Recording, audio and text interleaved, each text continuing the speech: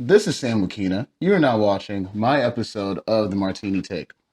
You're taking, which I feel like is what most of us try to do and should do, is take what you learn from work or what you get paid to do, and then Yeah, implement into your own yeah. things. And then I saw a Jordan Peele little snippet on Instagram from his podcast, and it looked like boo boo. It Mm, was trash, but it didn't matter.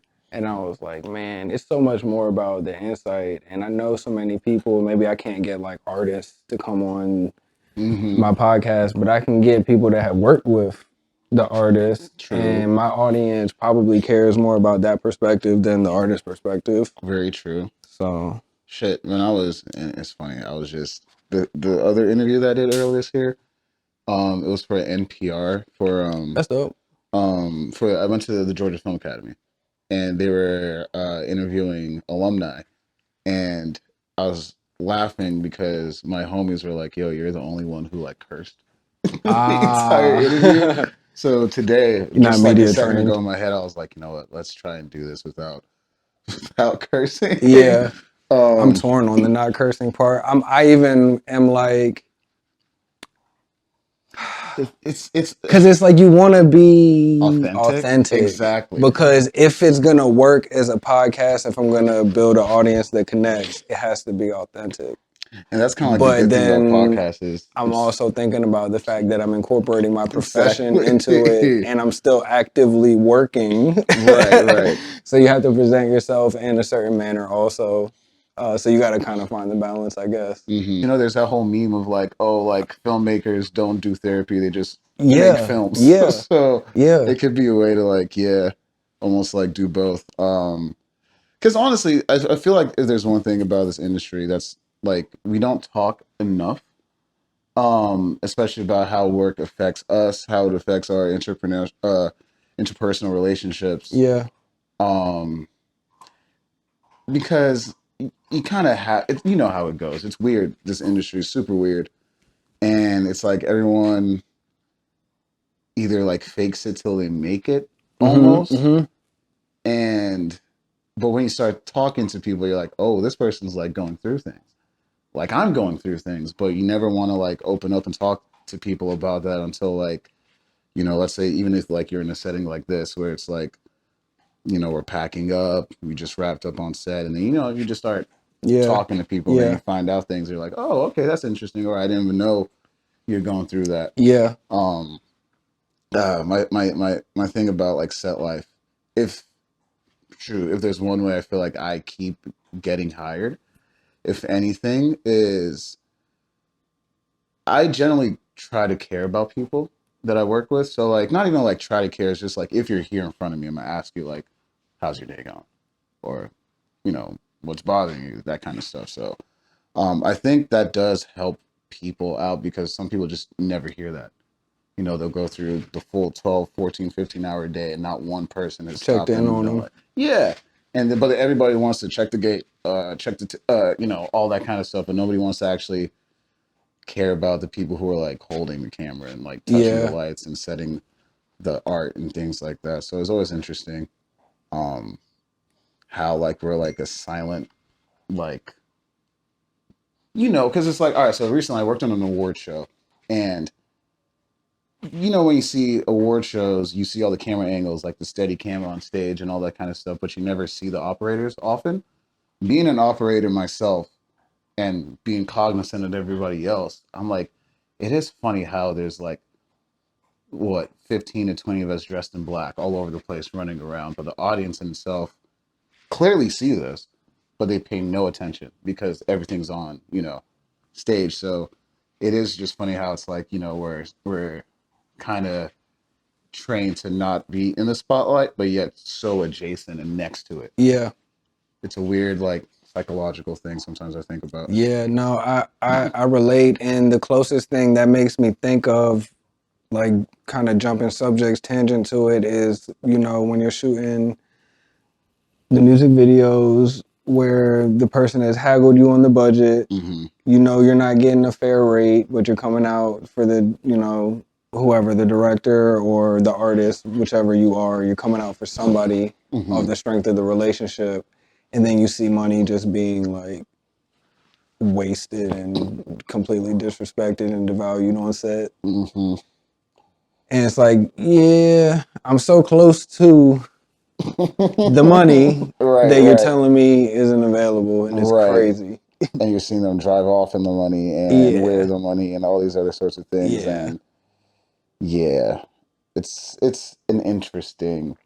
It's so interesting because all right, so like there's this one time I was working on a commercial for this champagne company, and I guess I'm allowed to say it was Rick Ross, Hmm. and I was gaffing, like it was either gaffing or key grip, I can't remember, but I was doing one of the two, and at the time, this is when I used to bring my camera on set, even when I wasn't like doing that. So I had my DSLR, I was taking photos, ended up sending it to the team and Ross, and he ended up like posting it on his page and stuff, Hmm. right? So at the time, I was part of the soccer league up in Kennesaw, Georgia, and I think it was just pickup. And when people found out that I took the photo, they were now referring to me as like Rick Ross's photographer.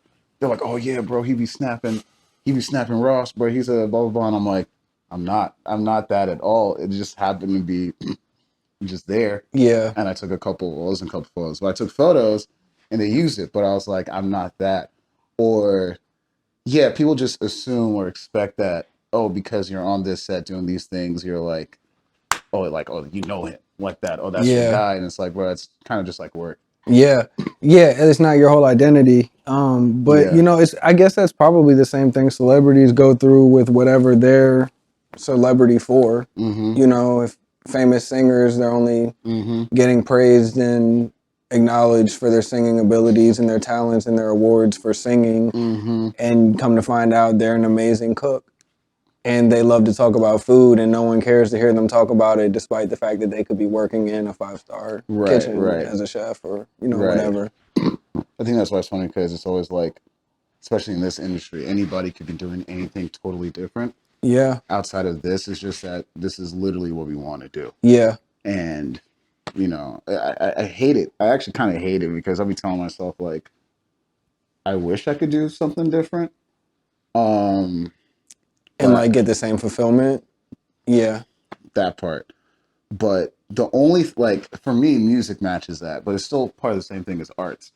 So like, yeah, it's the industry is kind of wild these days, as we all know.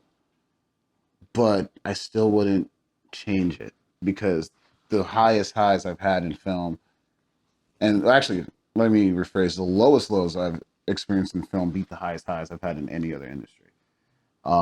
Even when it's like you're outside, let's say in an overnight, and it's just raining and production is being pissy and all this. Like, obviously, you can walk and leave if you don't want to be there, but even that is like the fact that I can leave and not have to worry about ever being hired again. It's like yeah, they give you the ability to be, we're all contractors, so it's like, yo, if you're as good as you say you are, you won't ever not be hired again, or you won't ever be like, forgotten about. But it's also one of those things where you have to like be on top of every set you're on, keep your form up, keep your knowledge up. Even when you're not working, like this podcast, we're still working. hmm, So like if someone's like, "Are you working today?" Yeah, I am working today. yeah. Um, That's tough to explain to the corporate 9 to 5er. it is. The even the concept of always having to be aware of what's happening on your social media or in your email Mm-hmm. inbox or on your phone, period, in general. Mm-hmm. They think, I know I go through it with my wife from time to time where she, and rightfully so, wants me to unplug. Mm, mm, But we both know that unplugging for 3 hours on a random Thursday night could mean that you'll get skipped mm-hmm. for a job that you were called about, that production needed to hire somebody this evening. They were looking for this and they didn't hear back from you for 2 hours, so they had to move on to the next option.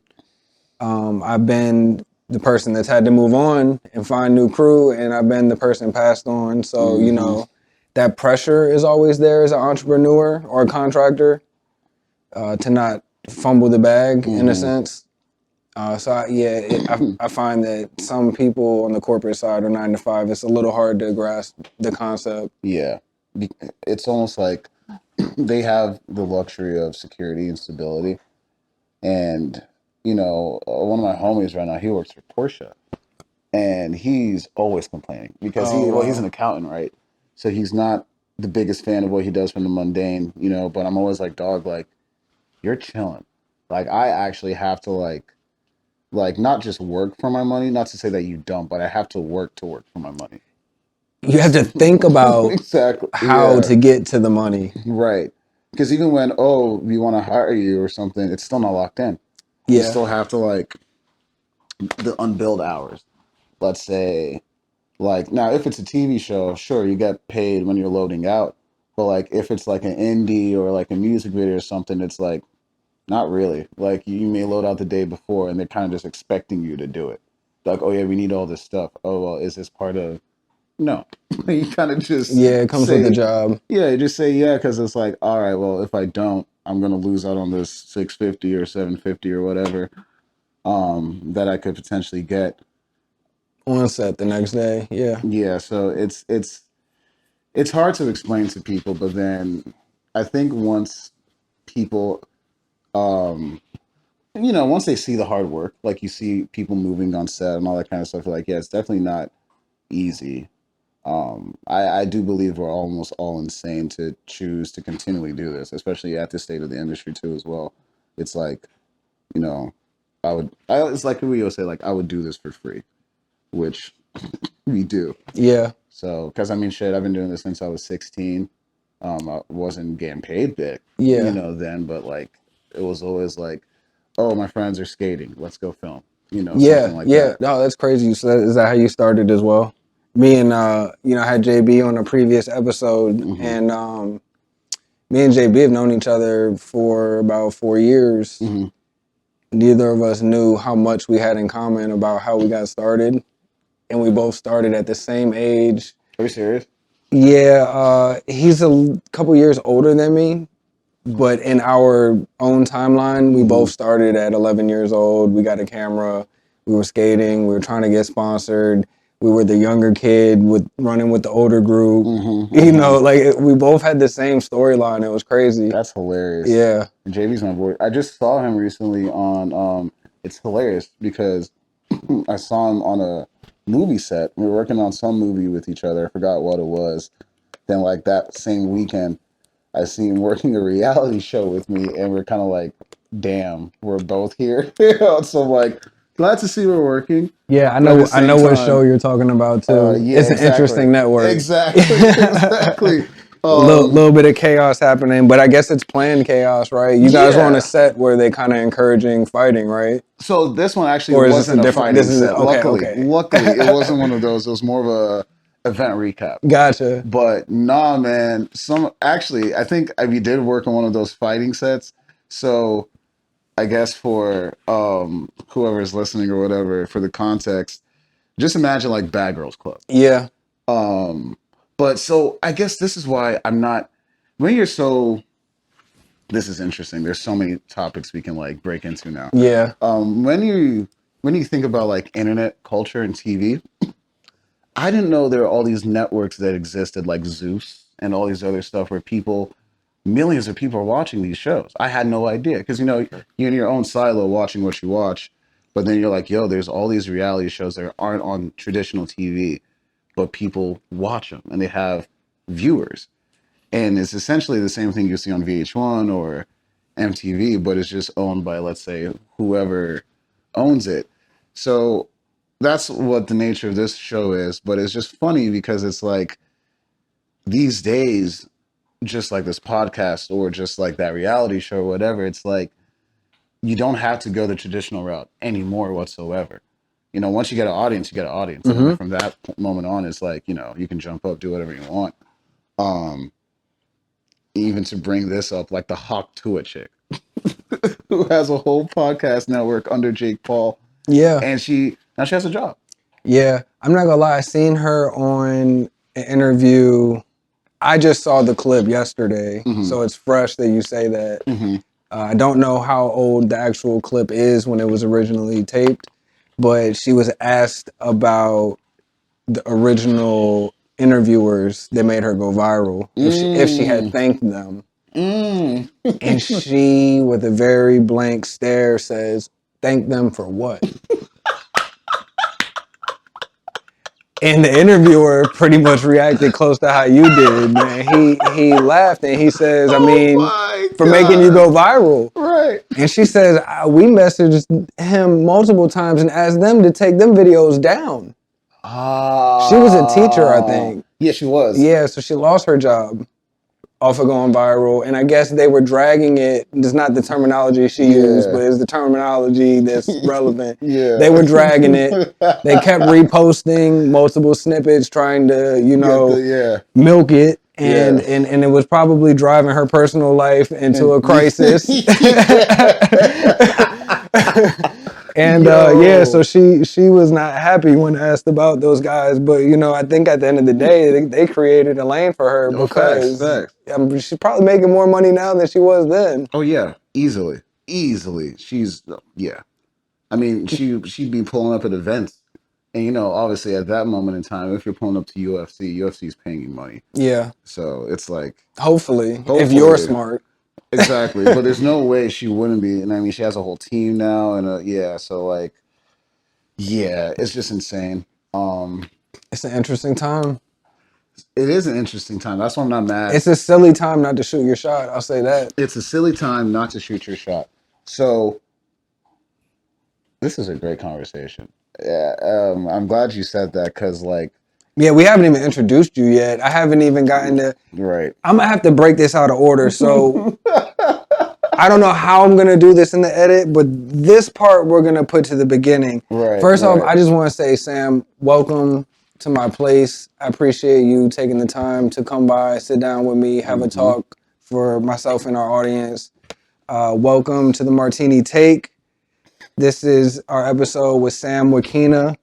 I would like to pass the microphone over and let Sam introduce himself briefly, just give a small background on himself and what he does, where he comes from.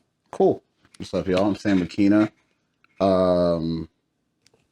I'm from Nigeria. My parents are from Nigeria. I used to live there. I was born in England. Wow, that's really cool. Yeah, but it's funny, they don't do naturalized citizenships over there. So I lived in Nigeria till I was like 4. Went to Boston for a little bit. Went back to Nigeria for a little bit. Ended up in the Netherlands when I was like 6, 7. Left about 8. Went back to Nigeria for 4 years. Left when I was 12. Came to Georgia, and I've been in Georgia since I had my 13th birthday here. And I always, when people say like, "Oh, who are you?" and things like that, I feel like that is a huge part of like my perspective is how international I am, because I hate to say it, it's like the trope of like too black for the white kids, too white for the black kids. Not necessarily that, but I was too American for the Nigerians, and then too Nigerian for like the Americans. So I always used to struggle with like identity, and when people are like, "Yo, where are you from?" I'd be like, "I don't know, man. Where am I from?" Yeah. But at the same time, I've been in Georgia for so long that it is my home, and I feel like that, based off like the places I come from or was raised in, kind of navigated to where I wanted to be in life. Growing up here and watching like CNN and TNT and seeing all these networks that were filming right in our backyard, I always wanted to work in media, but I never really thought it was possible. I was always like, oh, Hollywood is in California. I'd have to get out there if I wanted to do anything in film or anything like that. Growing up, I actually really wanted to do music and be a musician, which I still do on the side. But it was like that was like what I wanted to do more so than film. If anything, I wanted to and still want to compose films eventually. But yeah, so went to college. That was fine. That was cool and dandy. I went to UGA. Go Dogs, if you can see it. Went to UGA. Got a degree in economics. And Both my parents have their PhD, so education was a huge thing in our house. I'm the youngest of, I have three older sisters, so was very into education, very into just knowing stuff. My mom was a journalist. My grandfather used to run a newspaper back in Nigeria, so Wow. there was all this, information researching stuff in the house where my mom would foster that for sure. I'd come home from school, and even without her asking me what I learned or whatever, I just offer it up. It's like, yo, I was one of those people where like I actually genuinely enjoyed school. I enjoyed my friends, but I also used to like having like the aha moments. I would definitely remember like learning something. I run home, mom, yo, I learned like Nazis were real. And she's like, what? And I'm like literally things like that. Because you're a kid and you're just growing up, and then you realize, yo, like all these things happen, and in history, you just be bewildered. I'm like, what? Like this is a thing, and so yeah. So all that to say, I really feel like all my life I've always just wanted to uncover truths and just explore the world. Growing up on an airplane, practically, and going to different countries and things, I always notice how no matter where you go, people like to live, not live, but people like to like laugh, people like to dance, people like to eat. There's certain things that no matter which country you go to, people just like to do these things. And I guess it's like the study of the human nature and the human condition that just fascinates me. Because you watch film and you're like, why am I getting this reaction to watching some make believe people doing some stuff? Because it speaks to you in some certain way. It may speak to you positively or negatively, but it's just how art can literally like change your whole day, your whole perspective, anything. You can look at a photo and be like, huh, you know, just that in general. This is the craziest intro ever. I swear this was supposed to be me talking about No, who I am, yeah, I but mean, I think you're giving a great insight to who you are, though. I'll say this: I talk too much, like dead ass. I have a problem with not knowing how to like. I used to get in trouble in school all the time for talking. Yeah, no, same.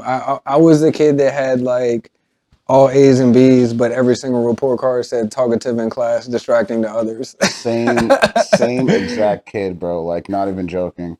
I would have great grades, Yeah, but people be like, "You're a distraction." yeah. I even got And in trouble for trying to help.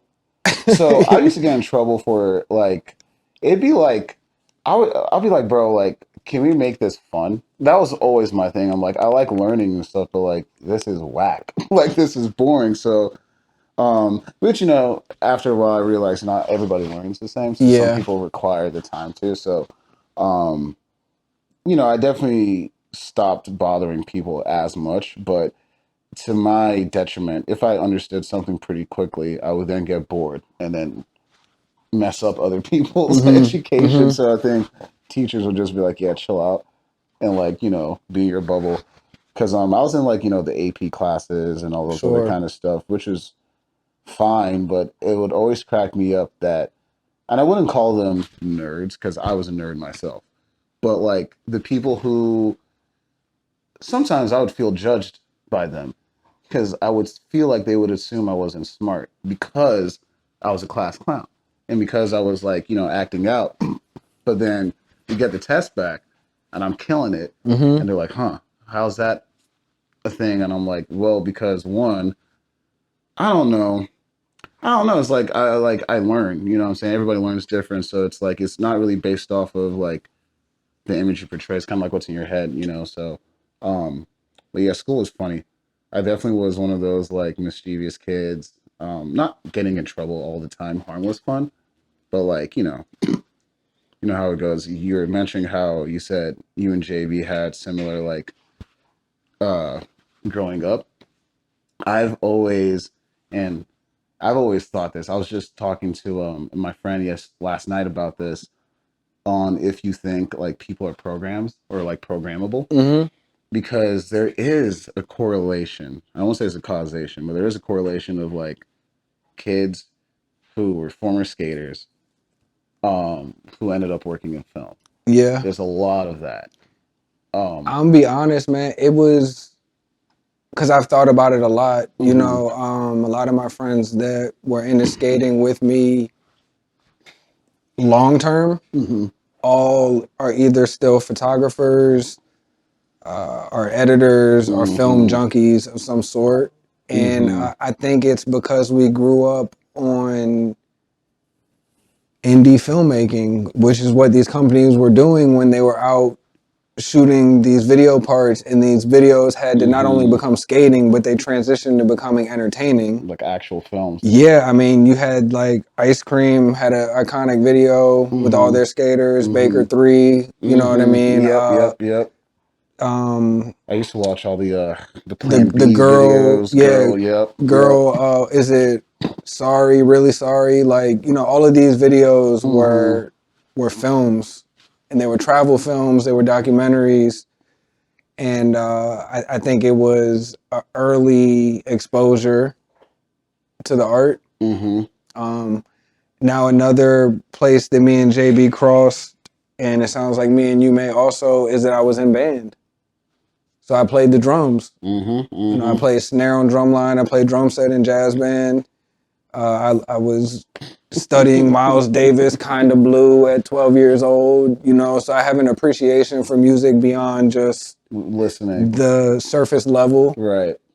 So yeah, I think all of that kind of cross and coincides, where film becomes a way to tell stories, paint pictures, and move people with music. Because film, the reason why I love film so much is that it really is a combination of every single thing that I like. It's funny to say the whole music thing too, because I was in chorus growing up. I tried. I'm not even gonna lie. I tried, and in 6th grade, I just heard the harsh truth that I don't have a great voice, and I was probably never gonna get a solo. I wanted to be in band, funnily enough. They forced me to be in chorus because I tried out for when I moved to like make friends. Actually, let me not lie. It wasn't even to make friends. It was 7th grade, and I found out if you went to the play, you get a trip, right? That was literally the only reason I tried to do it, man. That's so funny.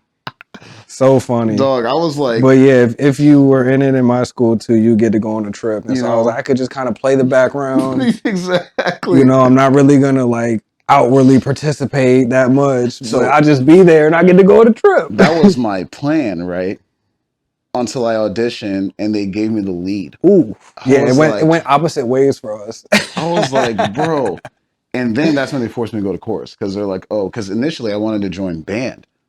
You know, I wanted to do drums in band.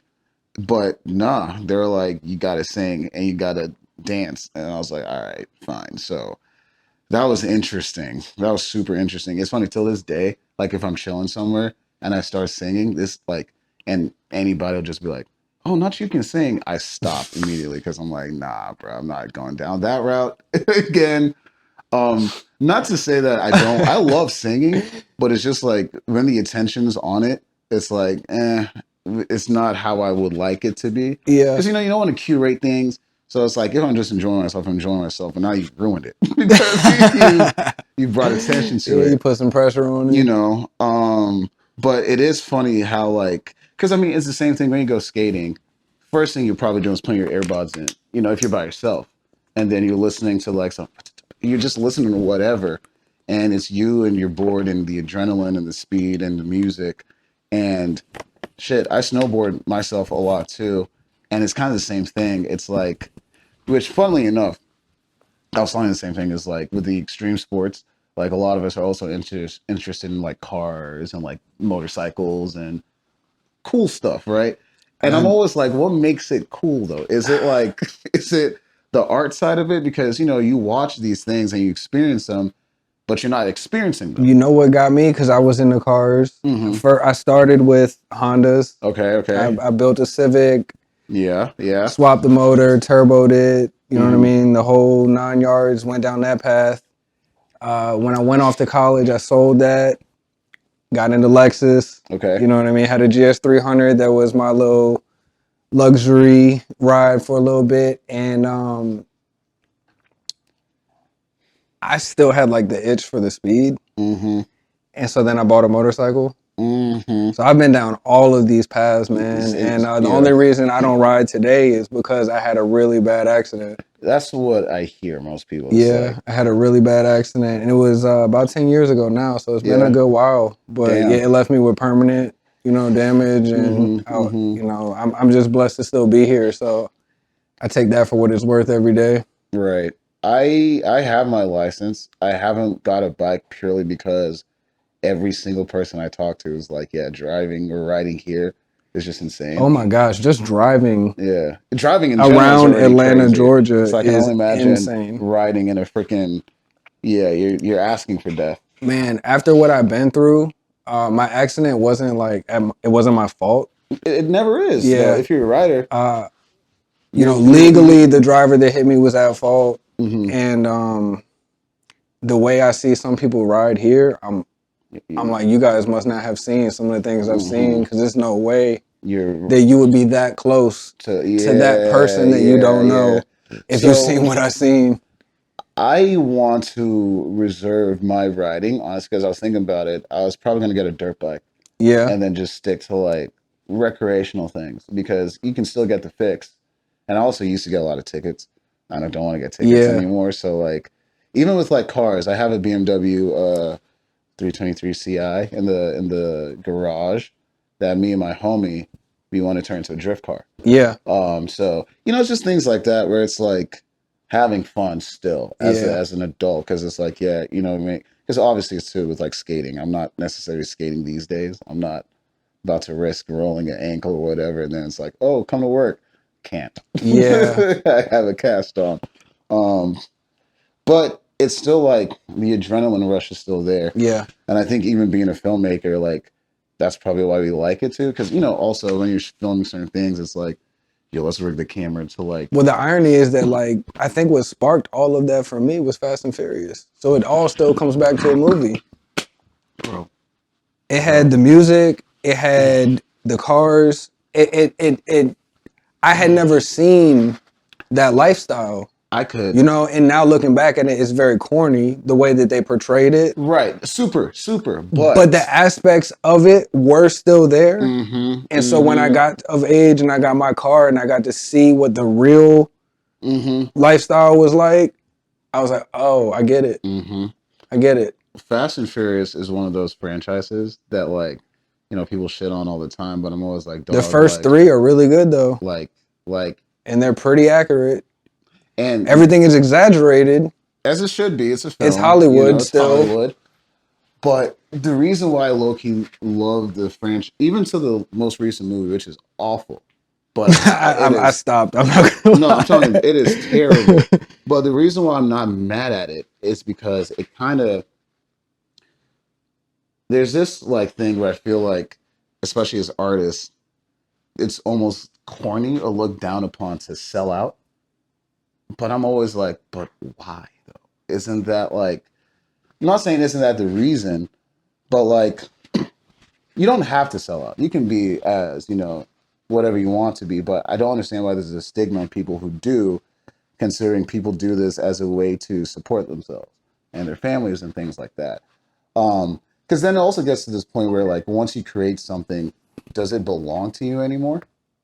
Mm, Look at Star Wars. mm, George Lucas selling it, right? And people are like, oh, well, Man, when you say that, you just like dropped a word on me, because you know, I just found out about Jordan Peele's recent production or most recent production of The Twilight Zone. yes, yes, Just discovered it yes, literally yes, last night. yeah. And Oh, in are you the first serious? episode, Tracy Morgan Mm-hmm, is supposed to be, he's playing a character named JC Wheeler, mm-hmm. and he meets the main character, Samir, at a bar after he has a bad set doing stand up. Yes, And he yes. tells him the secret is to give up some of yourself on stage. Mm-hmm, Be authentic, be you, and they'll connect and they'll find you funny. mm-hmm. He said, but be careful, because whatever you give up is gone. It's not yours anymore. It's theirs and it's gone forever. Mm-hmm. And he didn't know what it meant. And, he would go up on stage and he would use people he knew around him and they would Mm-hmm. literally disappear. And obviously that's the Twilight Yeah. Zone exaggerated part of the show, but it still has relevance to reality that we live in, where when you do put yourself out or put something out there to an extent, it does take a life of its own. Mm-hmm. And you don't get to decide how it's ingested, how it's perceived, or who does a spinoff or a parody, Mm-hmm. or who likes it, who praises it, who talks shit on it. It's like, yeah, dead ass. No, you hit it on the head. Yeah, no, It's it was. legitimately like, because I've seen that episode too. Um, Watchmen is one of my favorite like comic books, and movies cool, but it's hilarious how like whatever the author's name is, I forget, but he has certain like political commentaries and all this other kind of stuff, and Rorschach, Mm-hmm. supposed to be seen as this like revolutionary, all this other kind of stuff, but then when the HBO series came out later, and the dude was part of it, Rorschach was then seen as a symbolism for like ultra conservatism and pretty much like racist and neo-Nazis. And I thought it was hilarious because it was the author kind of, because apparently after the book came out, you had all these forums online who were reading the graphic novel but taking it the way he wasn't intended. They were like pretty much going down the path of what he was critiquing, Mm-hmm. not knowing that they were literally what he was talking He about. wasn't identifying with it. He was critiquing it. Exactly. So it was one of those things where when the sequel then came out, you see the effects of how, like, okay, like let's say like with the whole like this, I want to know if this is a good correlation, which you can say if you will, but like the whole Kanye West thing, where like it's Kanye and he does all this stuff, Jesus walks, blah blah blah, this is this, and then 10, 15 years later, this man's talking about Hitler, and this man's talking about slavery is a choice and all these other kinds of Mm-hmm. things. And then you now have all these white dudes who loved him prior, but then now he's speaking to things that they might resonate with. And it's like you now create this like culture of people that I don't think he would necessarily, well, I don't know his psyche, but it's like I don't know. It doesn't seem to be who he intended to target. Right, but then I low-key feel like he low-key radicalized himself because he can Yeah. then start hanging out with people that feed into certain things. Look, I seen it my friend, homie of like a close friend of mine I've known since I was 12, since I moved here. Um, Slowly and slowly starts watching like the Andrew Tate stuff, and becomes a little manosphere. Starts saying things, and then starts talking more disparagingly about women, and I'm like, checking him. Mm-hmm. But the longer it went on, now instead of like, now it's this, and Mm-hmm. now it's like we're still homies, we're still brothers, is my friend, but it's like dog, like sometimes I have to second guess myself and like if I even look at you the same way because now you're saying certain things and you're damn near indoctrinated by media. And I just think it's funny, especially as people who work in media, that people can't see through the glass and mirrors of things. Have been like, the propaganda, the selling, the advertising. And I'm like, dog, like, take things with a grain of salt. But like, I think that's the whole thing with like the news stuff, how my mom was a journalist and my grandfather. Mm-hmm. It's like, I can't worship another human being on earth. I never can, I never will. Because everybody, excuse my French, everybody shits. Yeah, I think everybody just deserves equal respect as human beings. Exactly. And the moment, like it's kind of like the same thing to tie it all together. Like, oh, how people's works can take a life on its own. Let's look at the George Lucas situation. He sold out his company for $4 billion, right? And people are calling him a sellout and all this other kind of stuff for it. Why don't you continue the stuff? Well, when he did the prequel trilogy, y'all were talking smack, talking about, yo, this is not as good as the movies he made in the 70s. This is ass. This is terrible, right? Cool. This is a story I wanted to make, though. But since y'all's standard level is whatever it is, you're expecting something different.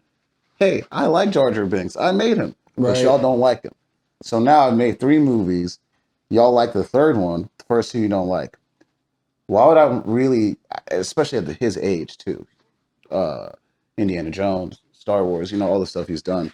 Why would then I want to go back into that for 3 more movies go through the vitriol of my own fans that I damn near created, telling me how I don't understand my own concept. I don't understand my own story. I'm ruining it. So it's like, here, Disney, I take my story. I'll Mm-hmm. go make my own money, and I'm chilling because I already done what I'm supposed to do. I created a Yeah. story. Now it's like, here. And Yeah. then, it takes a life on its own. So it is interesting how people like try to put ownership on like IP. But like, bro, the moment it goes big budget and production studio stuff, like even if you're the one who wrote it, if it's not in your contract, dog, like that's no longer your movie. It's not Warner Brothers movie. It's now A24's movie or whoever the hell. Not, yeah, sure, you made it, you directed it, you wrote it, but like, dude, you don't own the rights to it Yeah. anymore. That's why you always see the actors and directors eventually make their own production Mm-hmm. companies so they can do their own thing. But it is funny how like people just draw their own inferences and things from works of art that just exist. And I think that's also why it is hard for certain artists to like put stuff out, because it's like I want to make sure what I'm putting out is like a reflection of me, and then also not like fostering certain things too as well with like unintended consequences. Like when like the It movie came out Mm-hmm. and there were all these random ass clown attacks Yeah. going around. Yeah. And it's just like you can make a piece of something without having people react to it. But then it's also like, is that your social responsibility to be aware that this can charge people to a certain point where they start reacting a certain type of way just based off art, which is why art is such a weird thing. Mm-hmm. It's very powerful, but it's like at the same time, does it actually feed you? Yeah or no? I don't know. This, you know exactly what I'm talking Yeah, I about. It's think it can just depend on the individual. right. It's just weird. It's like this whole. I feel like even working in this industry, it's like you kind of have to like remind yourself, like, hey, grass is green, and Mm-hmm. like outside is outside, and what we're working on. Um, Not everybody looks this good in real life. Not everybody is as talented in real life when it comes to arts, but people are good at other stuff. Um, Lately, I've been trying to get out of the silo and like because with creatives, most of us feel a certain type of way about things and have a certain type of mindset. But especially when you're online all the time, how you're talking about like trying to like get away from social media. Yeah. The reason why is because I feel like things have become a little too homogenous between people, where it's like, oh, I like the things you like, and we all do this, and blah blah blah. Yeah. Oh, I wonder why the election went the way it went. Well, because you only talk to the same amount of people that you do. You only talk to photographers, models, actresses, all these type of things. You're not talking to the other people who are legitimately the majority of the country. Mm-hmm. So it's like, yeah, I think that's why I do like this stuff, is because it gives us a reason and an excuse to connect with other people that we normally wouldn't. I mean, how many times have you been in like a random ass location where you just never would be if it wasn't for the fact that you had a camera? So many times. And then you then talk to somebody who's like a welder. I marched Selma See what I'm saying? wearing a ready rig with a gimbal across the bridge, Yeah, and would never have ever been in that situation without that camera. right, So right. yeah, it's It's special. it's because you're also documenting things that people wouldn't see if they, because the actual majority of the people wouldn't see because they're not there. So like, no, it is powerful what we do, which is why I then think about the nature of projects that I work on. When you're working on something that's like just dumb, like those reality shows I was talking Yeah, about, it's like, yeah, it's helping me pay my bills, but what am I actually doing? But then at the same time, there's also that aspect of, hey, sometimes you just got to do some things to do hold on, guys. I'm gonna them. take a quick moment to go get the dogs. The dogs are in the other room. They're making some noise. We're gonna let them out, and we'll be right back to pick up where we just were. Sam, to jump back in, I'm gonna put your resume up on the screen for folks just to have a quick glance. But you've been a part of a lot of different productions in a lot of different capacities. Hmm. You have directed. You have been a gaffer. I've met you playing role as best boy on a TV pilot series. Hmm. You operate. I do sometimes. What has the experience been like for you navigating these different positions on set? How have you gotten into the different positions you have? So, almost like back to high school days and things like that. I did video production class when I was in high school, which is broadcast video production, so it was more like a newsroom. Sure, yeah. Um, but it taught me basic, you know, things, and then I also be on YouTube back in the day, just searching up all these sorts of stuff. So I would say, for years, I was doing all sort of roles without knowing I was doing those roles. So like gaffing and gripping, I was doing those. I just didn't know what it was called. Before I got into the industry. So my background normally was editing. When I did internships in college, I did them as an editor, even though I was in school for economics. I was like, let me try and do something that what I want to do. Initially, I wanted to work in advertising, not Mm. even film. I wanted to be like an ad. I watched Mad Men, and I thought it was Okay. really dope. Coming up with concepts because I was like, I don't have to be in film necessarily, but I can come up with the concepts that Yeah. people do.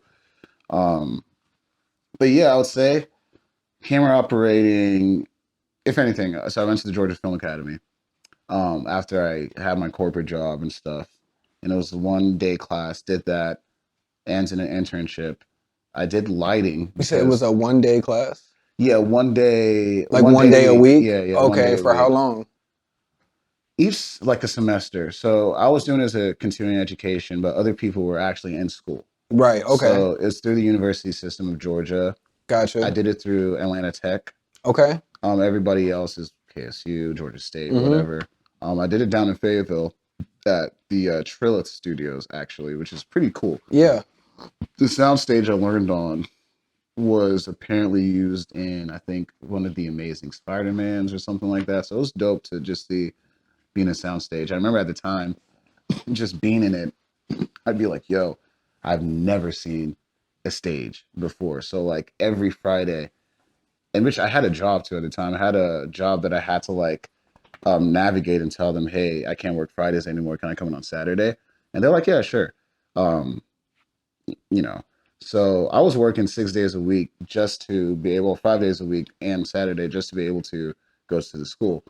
And I hated my job, but I remember every Friday I was like, this is what I'm living for right now. This is amazing. What were you doing at the time? I worked for a furniture company, doing like sales and customer service. So it was fine, but it was definitely like it was just monotonous. Yeah. Like I'm talking cubicle all day, um, bunch of old ladies talking to me. So it was cool, but it was definitely like, yeah, Oh this is my not where I'm gosh. trying to be in life.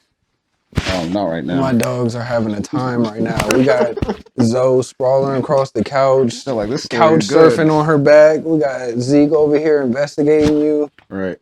But What are y'all doing right now? Baby girl. Oh my goodness. that's hilarious.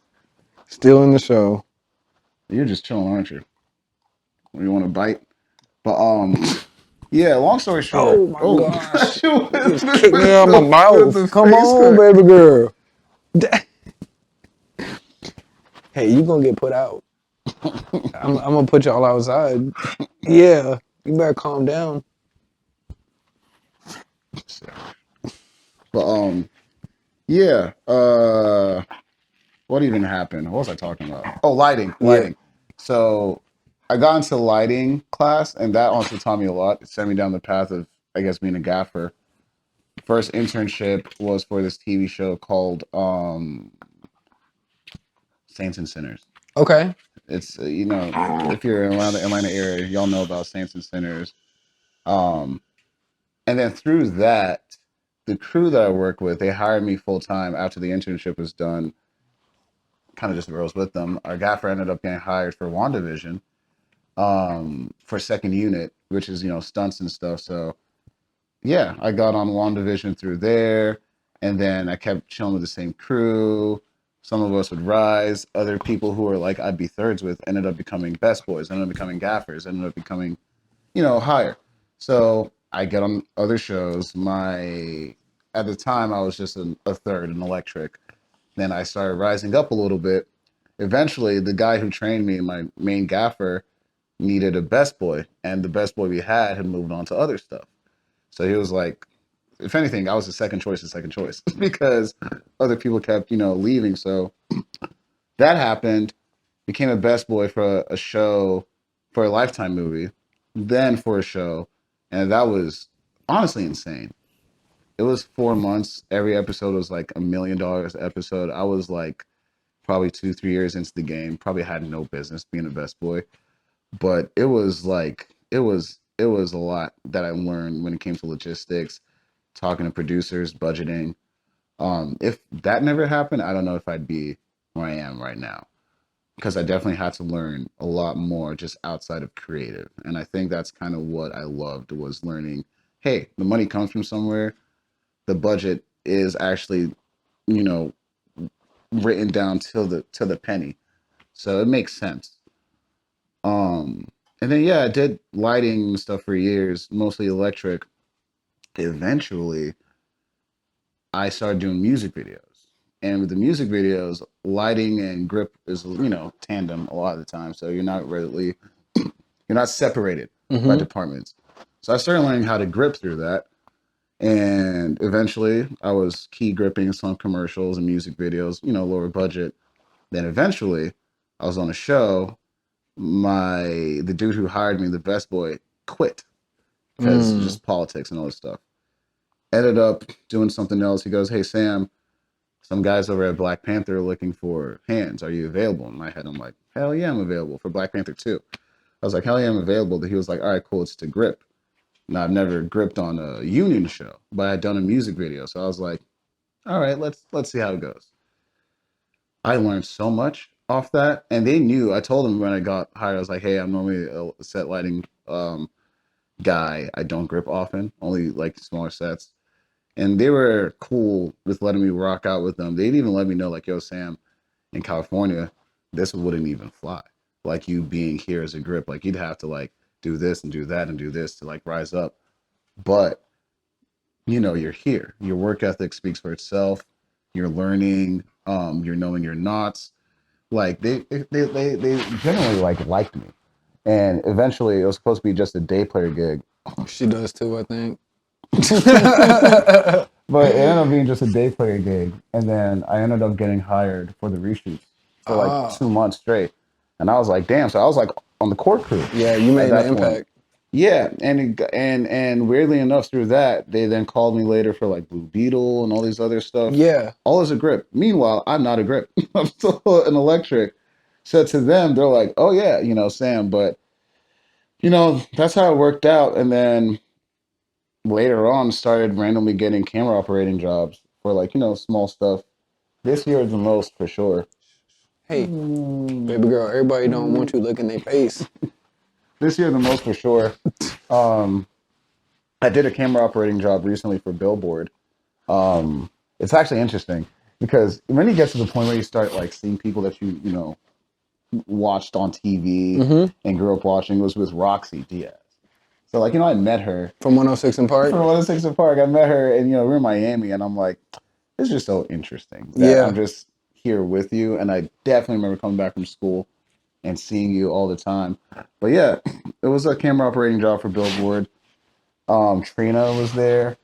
Uh, I got to meet a lot of people when I did the Big Fact season mhm, that, yeah, I grew up watching. mhm. Trina was somebody, Trick Daddy, Life Jennings. That's crazy. Like people that we would come home from school and they were Listening, on watching, TV yeah, or yeah, but yeah. they were on the MP3 player on the bus Hmm, ride hmm. home. Like it's interesting. It's super dope because then, and not to like even though I literally just said 20 minutes ago that I don't do celebrity worship, but then it does put things in perspective of like, well, I'm in these rooms with these people, so that must mean something that I'm doing something right Yeah, if I'm here, and successful people I feel like surround themselves with successful people. yeah, There's certain rooms like especially when like you started off doing like SoundCloud rapping videos and these guys like, "Oh yeah, I got $500, is that cool?" And you're lighting it yourself, yeah, editing yourself, but then when you get to the level where you're then working for a company or doing something and you see quote unquote these celebrities, it's kind of validation of like, you know what, maybe I'm not doing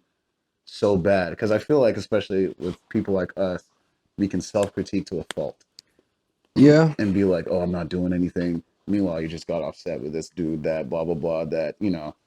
But it's one of those things. It's like it's weird. I think it's because we're still relatively normal people, but you're working with people who definitely live lives that are like, I don't want to say far and beyond our reach because it's right there, you know, Yeah, but versus they're extraordinary. they are extraordinary and the things that they do are extraordinary. The lives that they live are extraordinary. So it's funny just seeing the other side when you're like I said, quote unquote, a normal person. But even to that aspect, people don't think we're normal people.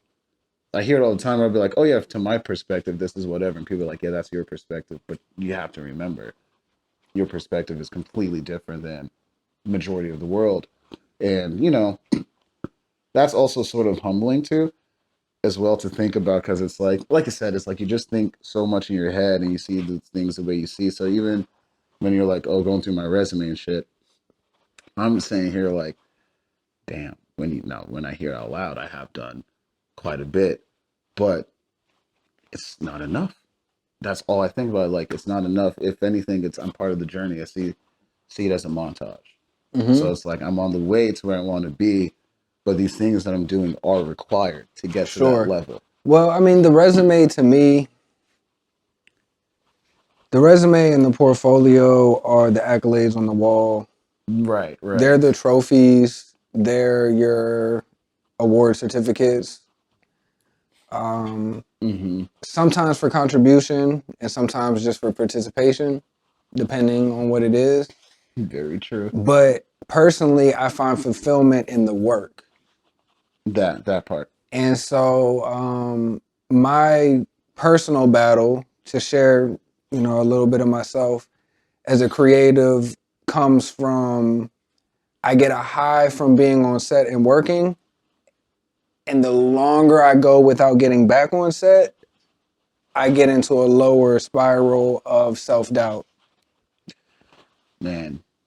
And obviously, we both know that the variables that are getting me on and offset are out of my control 9 times out of 10, Mm-hmm. especially as a DP or a gaffer or an electric. Mm-hmm. Um, but it doesn't change the fact that when you're on set and you're in that mode and you're putting up shots and you're contributing, that's where I get fulfillment from. Mm-hmm. It's I don't want So, to. so you do forget about all of Yeah. the things that you've done, True. and you never feel like those are enough, or at least I don't, because those aren't even what I'm Right. doing it for. And it already happened. So it's like, sure, it It's was over with. cool But what about the then. next one? When's the next one Right. coming? It's tough. It's definitely tough psychologically and mentally just being in this industry because I think about that all the time. Like I would easily admit to it. My family know, my friends know. I was depressed earlier this year because I wasn't working, and I hate that it correlates so much to it.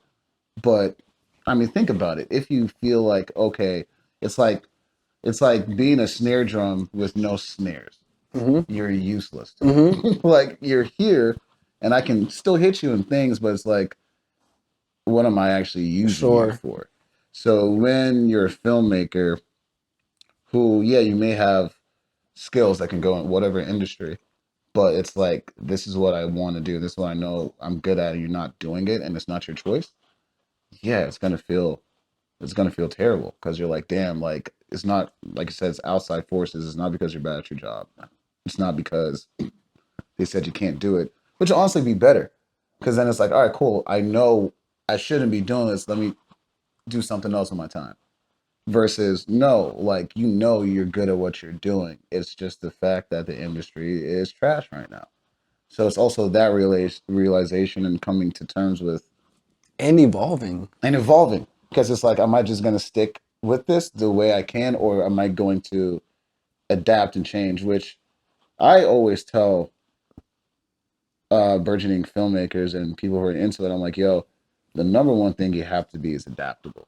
If you can't adapt to the game, then go get that 9 to 5 and pay your bills and live. Because My thing is, I fell into this industry. how so? My motorcycle accident. I was a full-time barber. Oh, okay. My ambitions at the time when I got into my motorcycle accident was to open The barbershops. shop.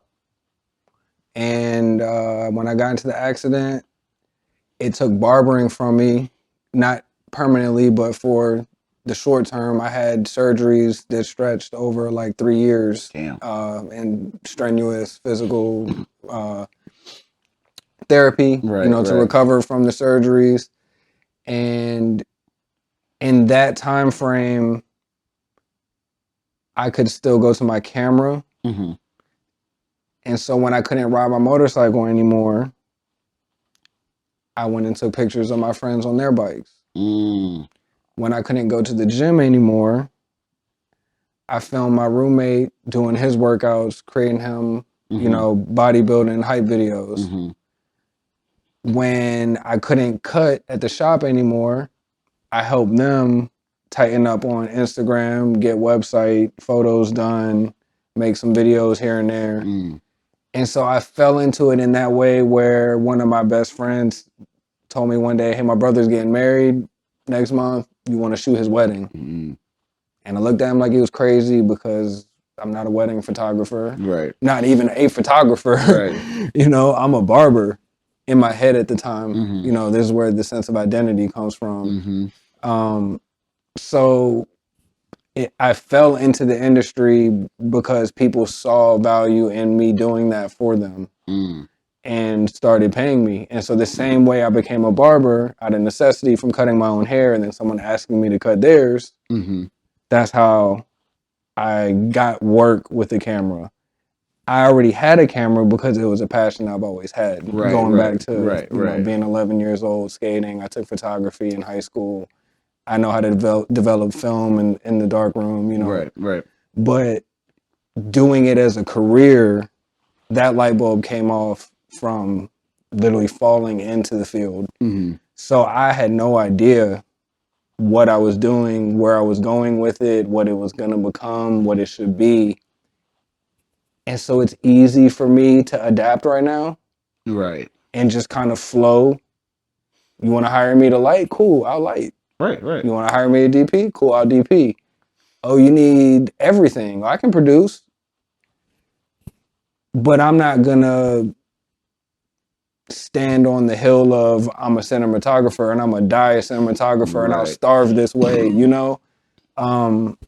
There's no point. Not at least not until, I don't think there's value in that being your only sense of identity. especially when you have to be realistic about things. So the show, not even the show, I was day playing on this movie this week. The Gaffer. Last time I worked with him, he was the DP on Stargirl. Okay. And before that, the season before that, he was the Gaffer on Stargirl. Mm. So he's one of those guys who bounces between gaffing Camera and and lighting DP. department, yeah. Yeah. And dude owns literally like all the lights. Mm-hmm. Like he owns all the lights. So when it was time for him to DP, because I guess they got rid of the DP of whatever happened to Stargirl, Sure. it was easy for him because it was like, oh yeah, I mean, I lit everything myself. So like I know the look. I know that is now it's just to talk about camera. I already had notes, so boom, easy. So it's things like that where I feel like some people be like, oh, I can never gaff because, blah, blah, blah. Or, oh, I can never do this. But my thing is like, if you want to, which I do think is good at specialists for sure. But for people who want to like produce and direct, um, or even DPs, in my opinion, if you want to be DP, definitely do G&E at some point in your career. Because you can do camera department for sure. You need to learn camera. You need to understand that. But even if you have an inkling of lighting, you still should know what it takes to get Yes. that lighting Yes. where it How is. long, realistically, how heavy is that? What Mm-hmm. type of person Mm-hmm. do I need in that position to Mm-hmm. move that unit for me in that type of speed? It makes you a better DP, a better film worker, It and makes you a better filmmaker. teammate. Exactly. I've been on shows You where know? like the DP, for lack of their experience, they'll throw camera and genie under the bus. And it's like, well, you're asking us things and we're telling you, hey, this is what you're asking for. This is how long it's going to take. Meanwhile, I see the AD literally telling you we have 30 minutes. Mm-hmm. And then you're trying to do a setup that takes Requires 50. And the craziest thing is that, let's say I did this one recently. Like, I'm talking 30 minutes. You have 30 minutes. All right, cool. On minute 25, after it is pretty much set, oh, let's switch out the heads. Oh, let's do this, let's do that. And I'm like, Who's making that request? the DP. And I'm like, it's almost like you're self-sabotaging. And I swear some people do that in this industry. But that's experience. It is experience. And this because was his he's first in time. his head second guessing Everything. Yeah. And that's why I see what at the you're last saying. minute, Because like this was his first time DPing something of that level, and I'm pretty sure they found him off Instagram, kind of a thing. So it's like one of those things where it's like, it looks fine. Maybe somebody said something in the back, like, it's cool. And then that triggered. I found, man, like when you've been entrusted with the position, it's a reason why.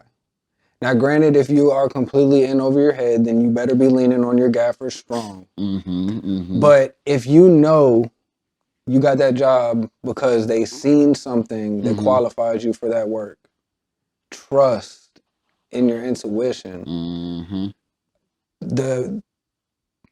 For me, when I felt like I graduated as a DP, I was working on a project. We were just shooting recreations for, cable TV for some celebrity situation. And the producer was just sitting in we were working simultaneously in two different houses side by side, two different units shooting two different episodes. Oh, so wow. the producer who was juggling the two happened to come over and sit in while we were shooting this particular scene. And the director I was working with, he was also fulfilling the role of AD. There was no separation. It was one person that I was working with. He asked me if I was good and ready to shoot. I said, yeah, absolutely. Take a look at the monitor and let me know if you're happy. He said, I'm happy if you're happy. The producer was in the corner. And he said, you got more time if you need it. I look back at the monitor. I look back at him. I don't need it. Yeah. That this was before lunch still. I already knew from experience I was going to need that extra 15 minutes somewhere else throughout the day. Right. So you're telling me I have 15 more, I can put one more unit somewhere, sure. But does it elevate this? Is it needed? Does it elevate the story past the image? You know what I mean? And that's experience, and that's like intuition. Yeah. And it's confidence also. Yeah, I know what you mean. It's definitely an experience thing. Because when he did that to me, I smiled and I looked at him because I was like, you could have thrown me off there a year ago. Right. A year ago, you would have got me. I would have looked at this. I'd have been like, what you mean? Exactly. Do you see something? Yeah, exactly, yeah. We're good. Yeah. Because like you said, that's why they hire you. It's like anytime I gaff or something, or better yet, if I'm producing something and I see time is getting cut, and I'll be like, hey, like, how do you feel about this? And they say, I mean, same thing. I'm happy if you're happy. Well, I'm ecstatic. Let's shoot. I also just had the thought, we worked on one project together where you gaffed and I DP'd. It was a music video. Was that the for Chigo? Yeah. Yes. I wasn't gonna drop the name, but yeah. So that was for Chigo. It was a super dope project. Right. I don't think it's out yet. Nope. I've seen not out yet. The cut so far. Yeah. It looks great. Yeah. But we had to have spent, I want to say we ate up about 2 hours. That first setup? On the first setup at a house, and it's not in the edit. It's not needed. Well, you're talking about the therapy one? So it's session. Funny. I was going to ask the director, you know who he is, about that. Didn't. But I definitely was like, why not? I guess it's a story thing or something. I don't really know. But it's definitely one of those things where it's like, to give context, you guys, we started at a location. I believe This was in the summertime. Mm-hmm. Sun was still setting around 9 p.m., really Yeah, late. yeah. And I believe we got to the location at 7:30. I think so. Like getting like we're really pushing it to try to Yeah, shoot something with daylight happening outside. yeah. And I believe we had camera up, lights up around like 8:15. Started trying to get our shots off, and by the time we got in for our close-ups, It there was was no just. more light outside. So we Mm, had to creatively frame to keep windows out mm-hmm. and go basically night for day on the close-ups. Mm-hmm. And so in my mind, either they weren't happy with How the it was. outcome, Yeah. being that wasn't the original artistic vision framing wise for what we were doing there, Mm-hmm. or B, it just didn't make the video better. Yeah. You know what I'm saying? Yeah. At some point, what we're doing, whether it's shooting a film and getting coverage at different angles, or getting lines, or getting scenes, cutting scenes as a director, like things have to further the story or Mm-hmm. further the vision or further the They have to mood. match. Yeah. Because if not, it's like, yeah. Uh, that's one thing also is that you definitely have to get used to at some point working on something that will never see the light, especially if it's like you spent time on it. You kind of just make peace with it. Like I wish it was there, but it wasn't. So you're like, yeah, I've definitely had that happen a couple of times. But like you said, with the experience thing, once it happens more often than not, you learn not to take things personal, Yeah. which I think is a huge lesson a lot of people need to learn. It's never personal. It's just, sometimes it is. Sometimes it is, but Now, when it's personal, then it's personal though. exactly, we'll But know. yeah, But I haven't felt that yet, where someone's like, "Oh, I took this out because you were doing this," or you not. Because also, more often, we're all super aware of the effort it takes, and even if you don't like somebody, you're not going to spite a project because of one yeah, individual, I've found in my experience that if someone doesn't like somebody else, they're gonna advocate to not hire them. if anything. They're not gonna You're sabotage right, the project because right. they're on it. Which, you know, obviously that tends to happen too because it's the same thing. You don't want to work with people that you don't want to work with. You want to make sure that set's cool. Um, so yeah, it's definitely a thing. I've had to go through that myself with just ex business partners, things like that, dealing with because someone can be super talented, but it can just be ways that they interact with you or speak to you that you really have to like just think about things. Yeah, One of these, there's a girl that I might work with. She actually went to GFA as well too. She's a upcoming director. She had a situation where one of her partners that she works with, who was like her DP and G, and, all this other kind of stuff, one stop shop, was kind of disrespecting her on set. And I let her know too. I was like, there's multiple reasons why he probably did that. One, I think it was a free set. There was all these things, So he was starting to take over like as a director when he was the DP, but she was also a girl, a black woman at that. So I'm like, there's multiple factors to where he might be disrespecting you. He feels like, well, once it's free, people tend to act a certain type of way. Two, you're using his equipment. Three, unfortunately, you're a woman and he's taking advantage of that. And that will always happen in your career, too. So, it was just telling her these things of like, these are things you have to be aware of and then also deal with. Now, if it's this nature of a project, maybe you shouldn't work with this guy because he's not cool with the deal. Maybe he says he is, but based off set, he clearly isn't. So, it's just figuring out how to work with. If it's like, okay, we don't have a budget, shoot, call SCAD, hit up those students. They'll be down to do whatever. If you have a budget, well, the people to hit up. Um, so yeah, it's just all those things of just like knowing who to work with, when to work with them, because you can be the most talented guy in the world, but then like if you make people feel uncomfortable on set, you can't have that. You can't have that at all. If you're starting arguments and fights on set, it's like, dude, like, there's no point for it. So, um, have yeah. you not to turn this into an outing of any way, but just out of curiosity, you've Hmm. got a lot of experience working on bigger sets, their union and Hmm. movies. Have you encountered any like hyper toxic directors or producers? Not to name them at all, but Right. just in general, like do you have any experiences like that where they do exist in your circle? Honestly, more often than not, the bigger the project I work on, the more appreciative the directors are.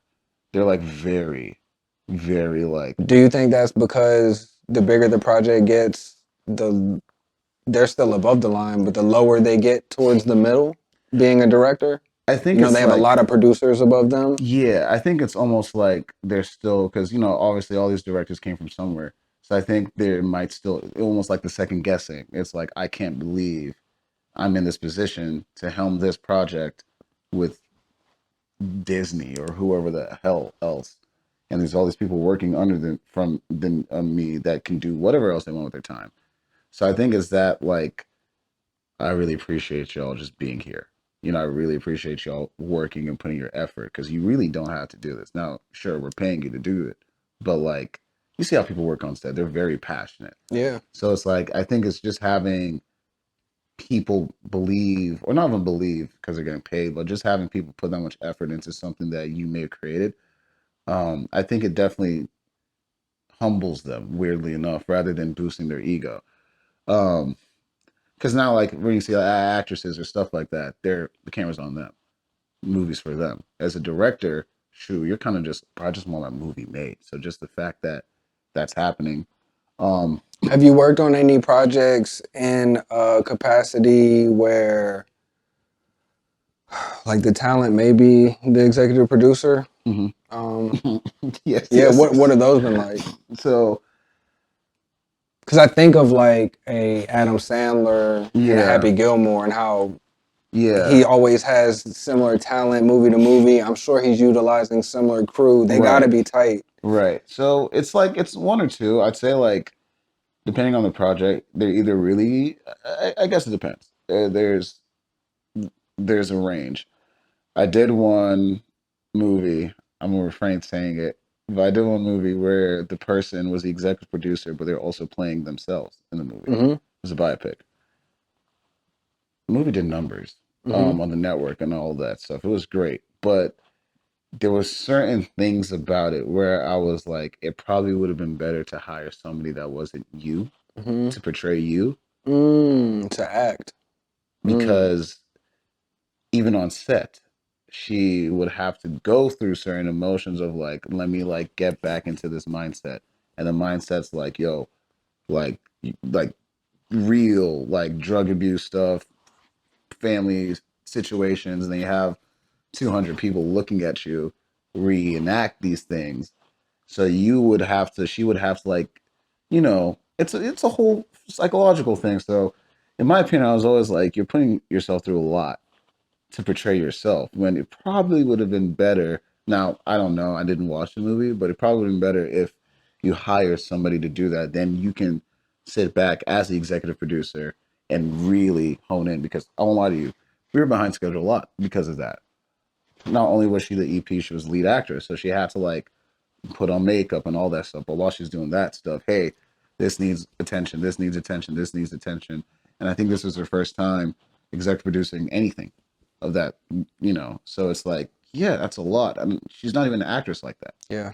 So, um, yeah, but then you have, people like, I feel like you're Ben Affleck's. Now I haven't worked with him, but dude's acting and directing his own stuff, and I can only imagine how that goes for someone who's been in it for so long. So it's like, I feel like if you're a professional, you've done it for years, then you're like, oh yeah, I can direct. I've been directed before. I've seen it. I've seen it done.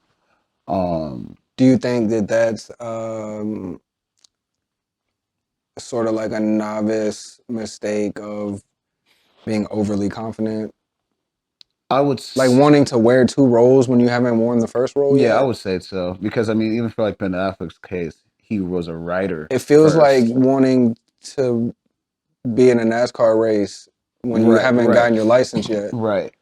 So, And yeah, you're gonna have to jump behind the wheel, but it doesn't have to be that mhm, car on that course. right. So like, I'll bring up two people. So like with the Ben Affleck thing, he wrote Good Will Hunting, right? Won an Oscar for it when he Hmm. was like what 20 something, young as hell. So he knew how to write and he knew how to act.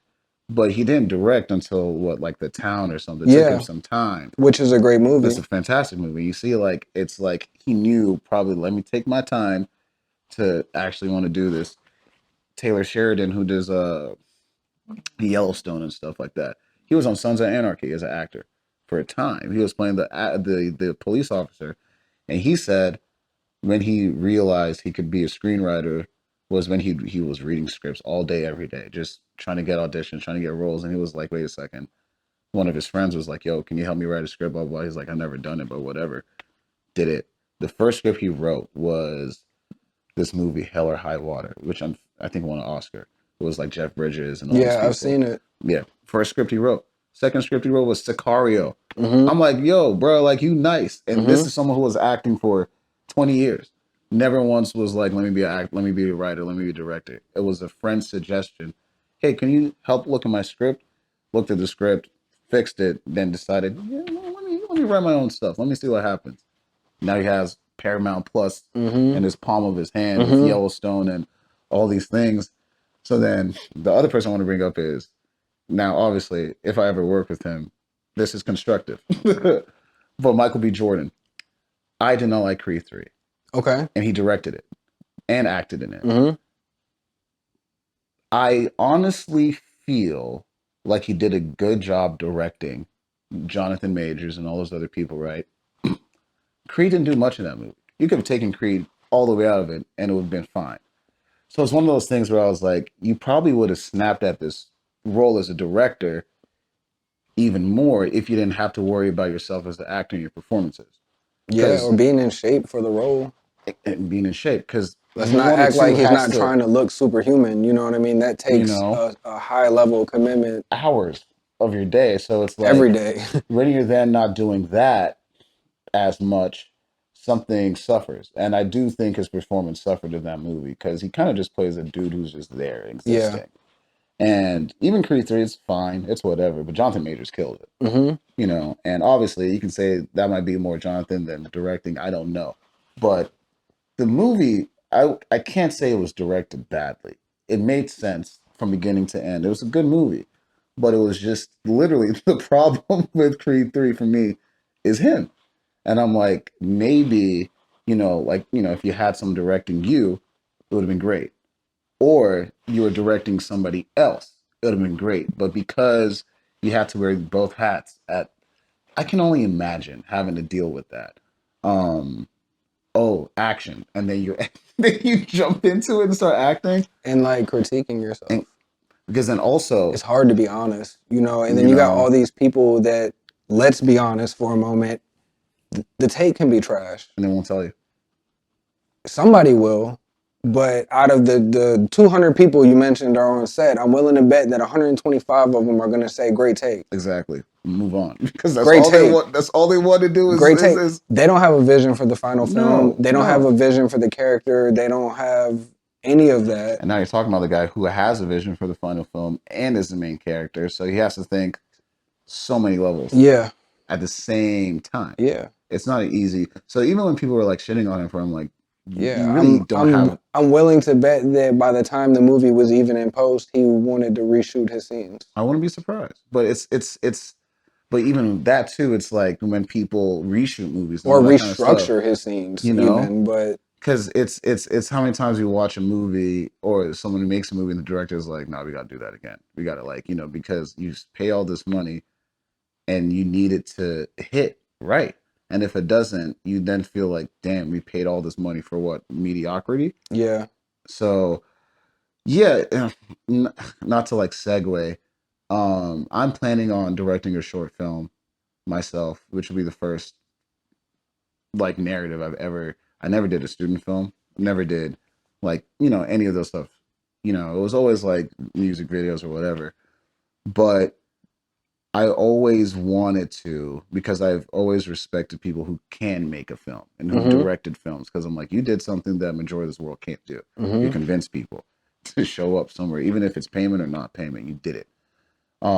And to even complete a film is even crazier because now you're talking about editing, you're going through it, and you made a narrative from beginning to end.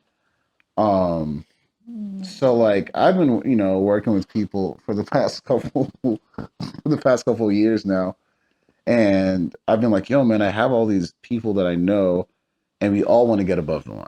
We're all trying to, do certain things. So I'm like, a lot of my career, there's been not to like self grandiose or whatever, but it's been like, oh, Sam, I want to be like you when I grow up, and I want to do things you do. And I'm always like, why?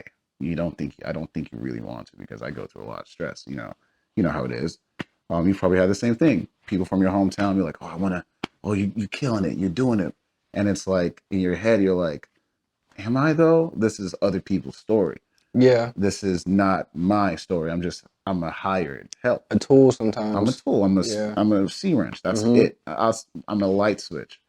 So with all that being said, I was like, yeah, man, I think I have to try at least swing for the fences once. Yeah.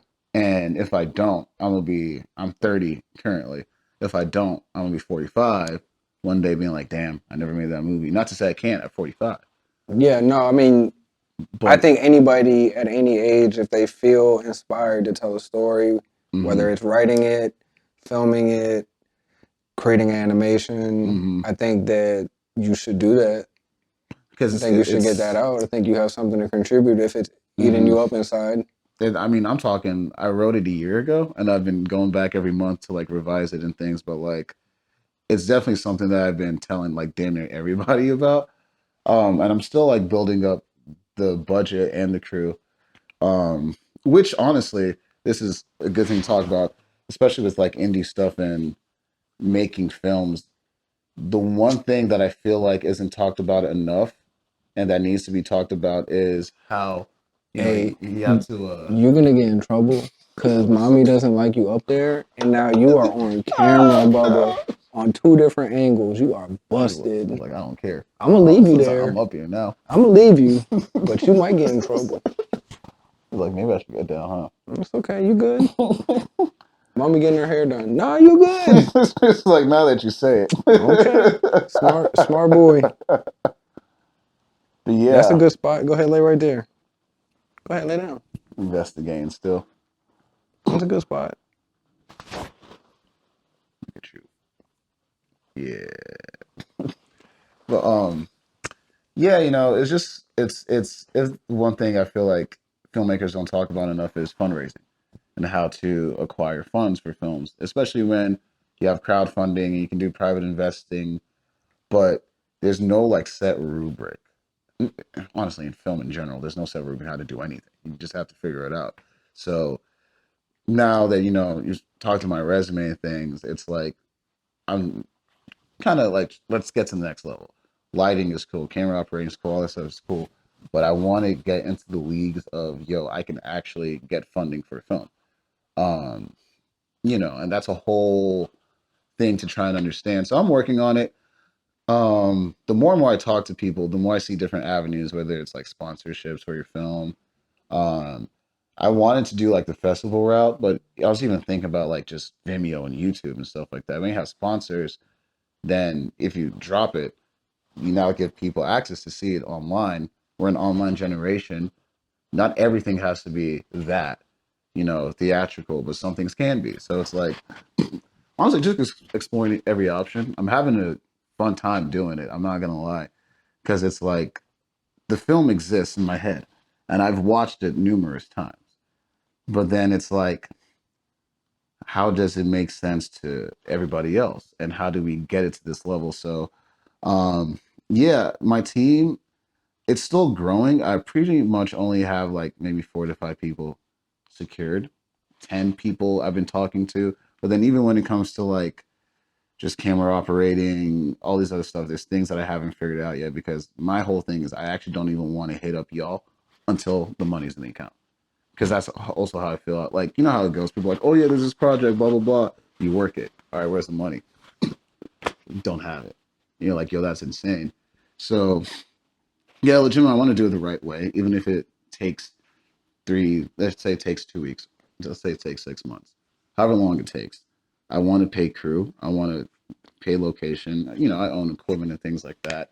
So people can save money. Mm-hmm. I have had friends even say like, yo, I want to invest this much. I want to invest this much, which is great. but then it's still like I need for it to make sense to y'all before I just take your money and run away to the bank with it. Which is respectable. Yeah, man, I don't want to have people looking for me at the end of the day. And I feel like that's something that happens in this industry too. Too often. Oh, dude, and you'll see these motherfuckers, they'll be like in the south of France. Meanwhile, they owe you like $1,000, $2,000. Man, I don't know which is worse. Sometimes it is petty amounts of money, and then it feels very disrespectful. And then sometimes it's huge amounts of money, and it feels hurtful. Because you're then like having to grovel for things you're owed is insane. But it's it's bad to say, it's a staple of this damn industry. Is like, yeah, at some point you're not going to get paid and you're literally going to have to like, I say sorry to bother you, which I'm like, but am I? I'm not sorry at all. And I'm not bothering you. You're bothering me. Like, that's exactly what's happening. So even when I've put on projects and let's say I'm waiting for the client to pay, I'll end up just fronting myself because I'm like, I don't want people thinking Sam Wikina owes them money. Sam Wikina is this type of a guy. Because also everybody talks in this industry too. And I can't say things about other people and then turn around and be hypocritical and do the same thing to people as well that I don't know their situation. Oh, I asked you to drive this far out and then I told you I'll pay in a week, but I'm not.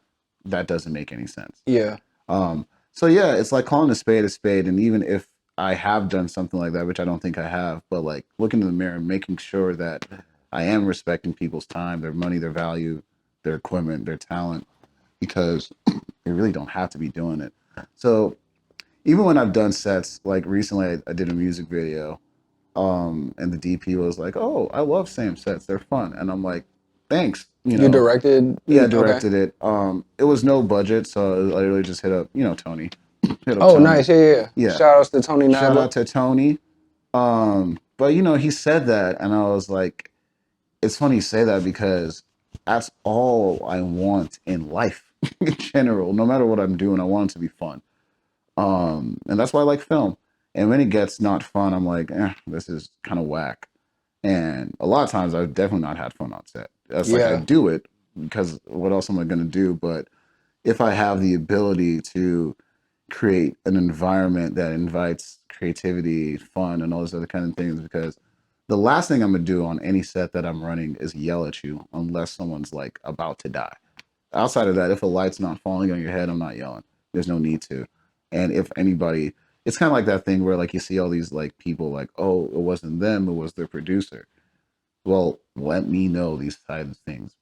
I actually had a situation like that happen this year where someone that I used to work with hired a bunch of people that I know, and they thought I was producing this project because he was, adjacent to me, and I was like, nah, I have nothing to do with this whatsoever.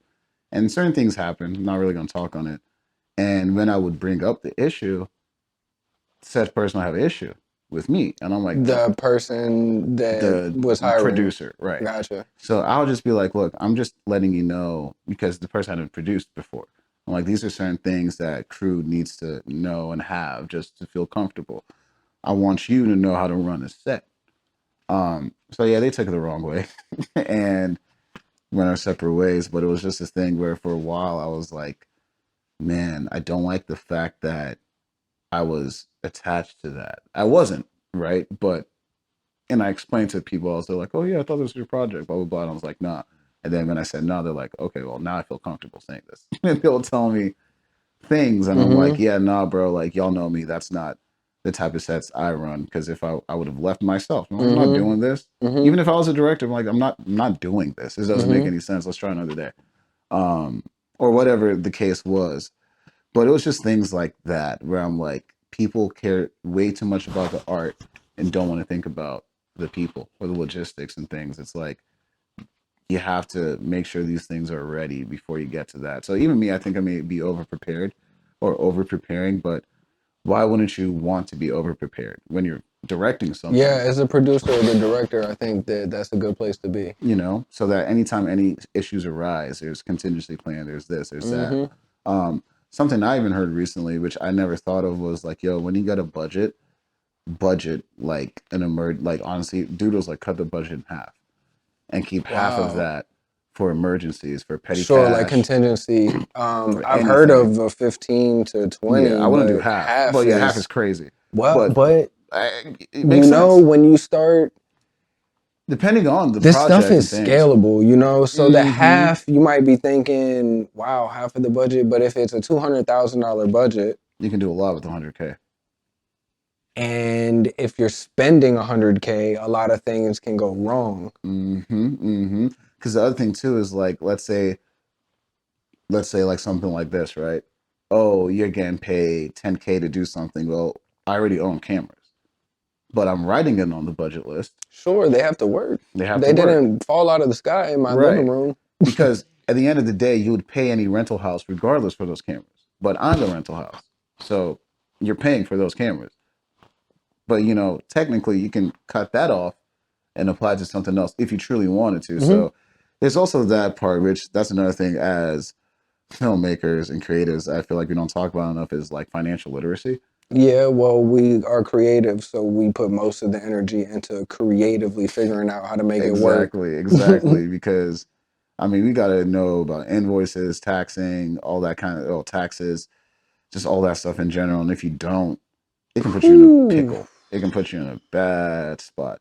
I haven't been to the point where like I've owed the government money like that, which is good. But I've owed, yeah, not owed and couldn't right, get right, it to right, them on time, right. but I've damn sure owed at the Yeah. end of the year. So what I do like for the truck, like I'll take out the income as soon as we get paid. So like it's in an account. Because yeah, man, it's you don't want the IRS looking for you, especially when you're running a business and they Twenty start doing. percent, You see what I'm saying? 20%, and you Mm-hmm. still gotta go buy your benefits, or if you're union, pay your union fees, or whatever have you, based on your situation. So it's Are you union? You are, right? it's funny. I'm not. You're not? I'm not union. Okay. Funnily enough, I actually have. I've worked so many union. That's all I do is union stuff. Mm-hmm. If Georgia wasn't right to work, I definitely would be union at this point. It's just every single time I want to pay the funds, something catastrophic happens in the Yikes. industry. Mm-hmm. Not to me necessarily, it's like the writer's strike or whatever Mm-hmm. strike, and I'm Mm-hmm. sitting there with the money in hand, application in hand, references and everything, and I'm like, Just not a job at that time, right? yeah, and I'm like, Yeah, a lot of people don't understand that you don't join the union to get a job. no, it's for the A lot benefits, of and people don't like, understand that. So I just yeah, wanted to put that out there. If you're looking or considering, anyone that doesn't know themselves has recommended to you to join the union, a film union, a mm-hmm, lighting union, any of these unions, they do not get you jobs. Now they gain you access to a network mm-hmm. where potentially you could find a job. They'll have like job postings, certain Sure, things like that, but they're not a job but the hall. reality of the way our positions are hired in our Mm-hmm. industry is who do you know? Facts. So until you are on set hired for a position, it doesn't make a lot of sense to join the union. Nope. Now you can. Nope.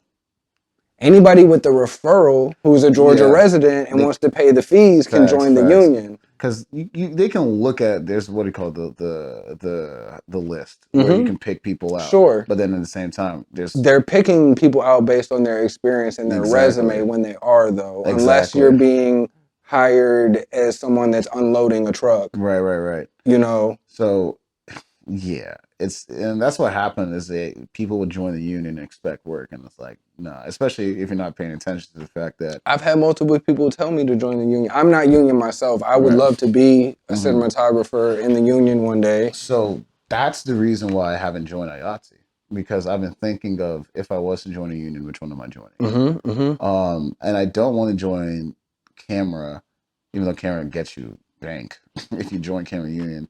I've been more so thinking I might go down either the Directors Guild route or producers, because that's generally what I want to do. So I've been thinking about. I'm like, yeah, I'm good at gaffing and all this other kind of stuff, and I can still work on it. But shouldn't I put my efforts and investments into the things I truly, truly want to do? Which is why even me, I've been thinking about like, just certain jobs like outside of G&E. like on actual sets, like let's say being an assistant director or something like that, getting more into the administrative roles of like, okay, this is what it takes, this is what it requires. Um, so yeah, I definitely understand the sentiment of just not joining the union just to join it. Now, like I said, I'm losing out on benefits and things like that, but it is what it is. Because it's wild. I have an account there. All those like because once you work, it takes out the 3% Mm-hmm. regardless. So it's going somewhere. Mm-hmm. So when I do join the union, I can like, Sure. I you mean, know, well, from my understanding, it's the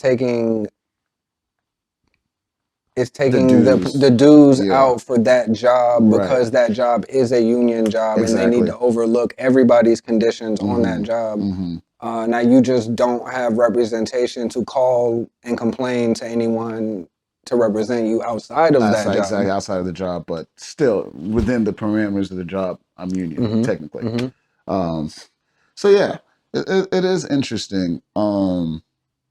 It's super interesting. But yeah, until they make it a requirement, yeah, like I said, I worked Disney jobs and all this stuff without being union. Which at the first time I tried to, they said no, you have to be union.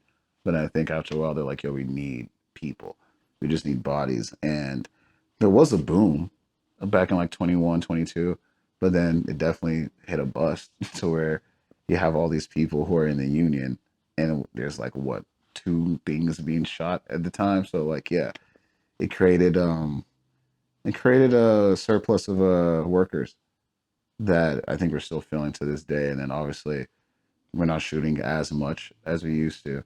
So yeah, you then have to be adaptable and things. Then you got people who are still paying the dues Mm-hmm. And they're yearly, sitting and at they're like home and they're not on a job not and doing they shit. are standing on the hill of I'm a set lighting technician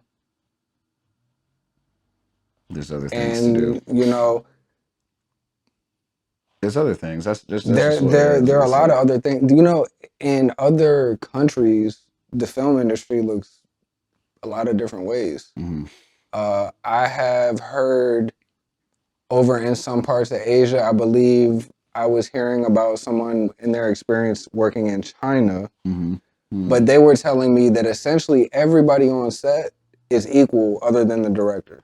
That's what. Yeah, yeah, yeah. And they're not PAs, but no one has a specialty role. Right. You know, everyone is just working as a teammate to help this director accomplish the vision. Mm-hmm.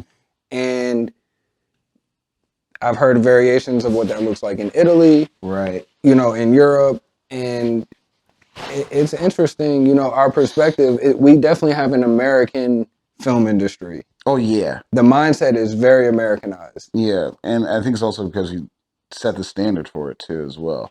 So other people have more leeway to break rules because they're Mm-hmm. not America. So I have a buddy who he went to India for, well, he's Indian. He went to Mm-hmm. India for a while, worked out there, and was like, "Yeah, dog, it's crazy." It's tough. But like, it's the same thing where it's like, because he's a DP, but he was like, "Yeah, bro, it'll just be like a bunch of people just running around on set, moving lights, moving this, whatever was needed." Um, and also working for way lower rates, obviously, because standard of living, Mm-hmm. an exchange rate. Um, but yeah, it is funny how like when you go from like student films and everyone's all like, we're all in this together, and then it goes to like union, and it's like we are not all in this together. Like we are, but like there's my department, there's your department. You don't touch my stuff, I don't touch your stuff. Versus on, yeah, it's weird. I don't know which one I prefer, to be honest with you.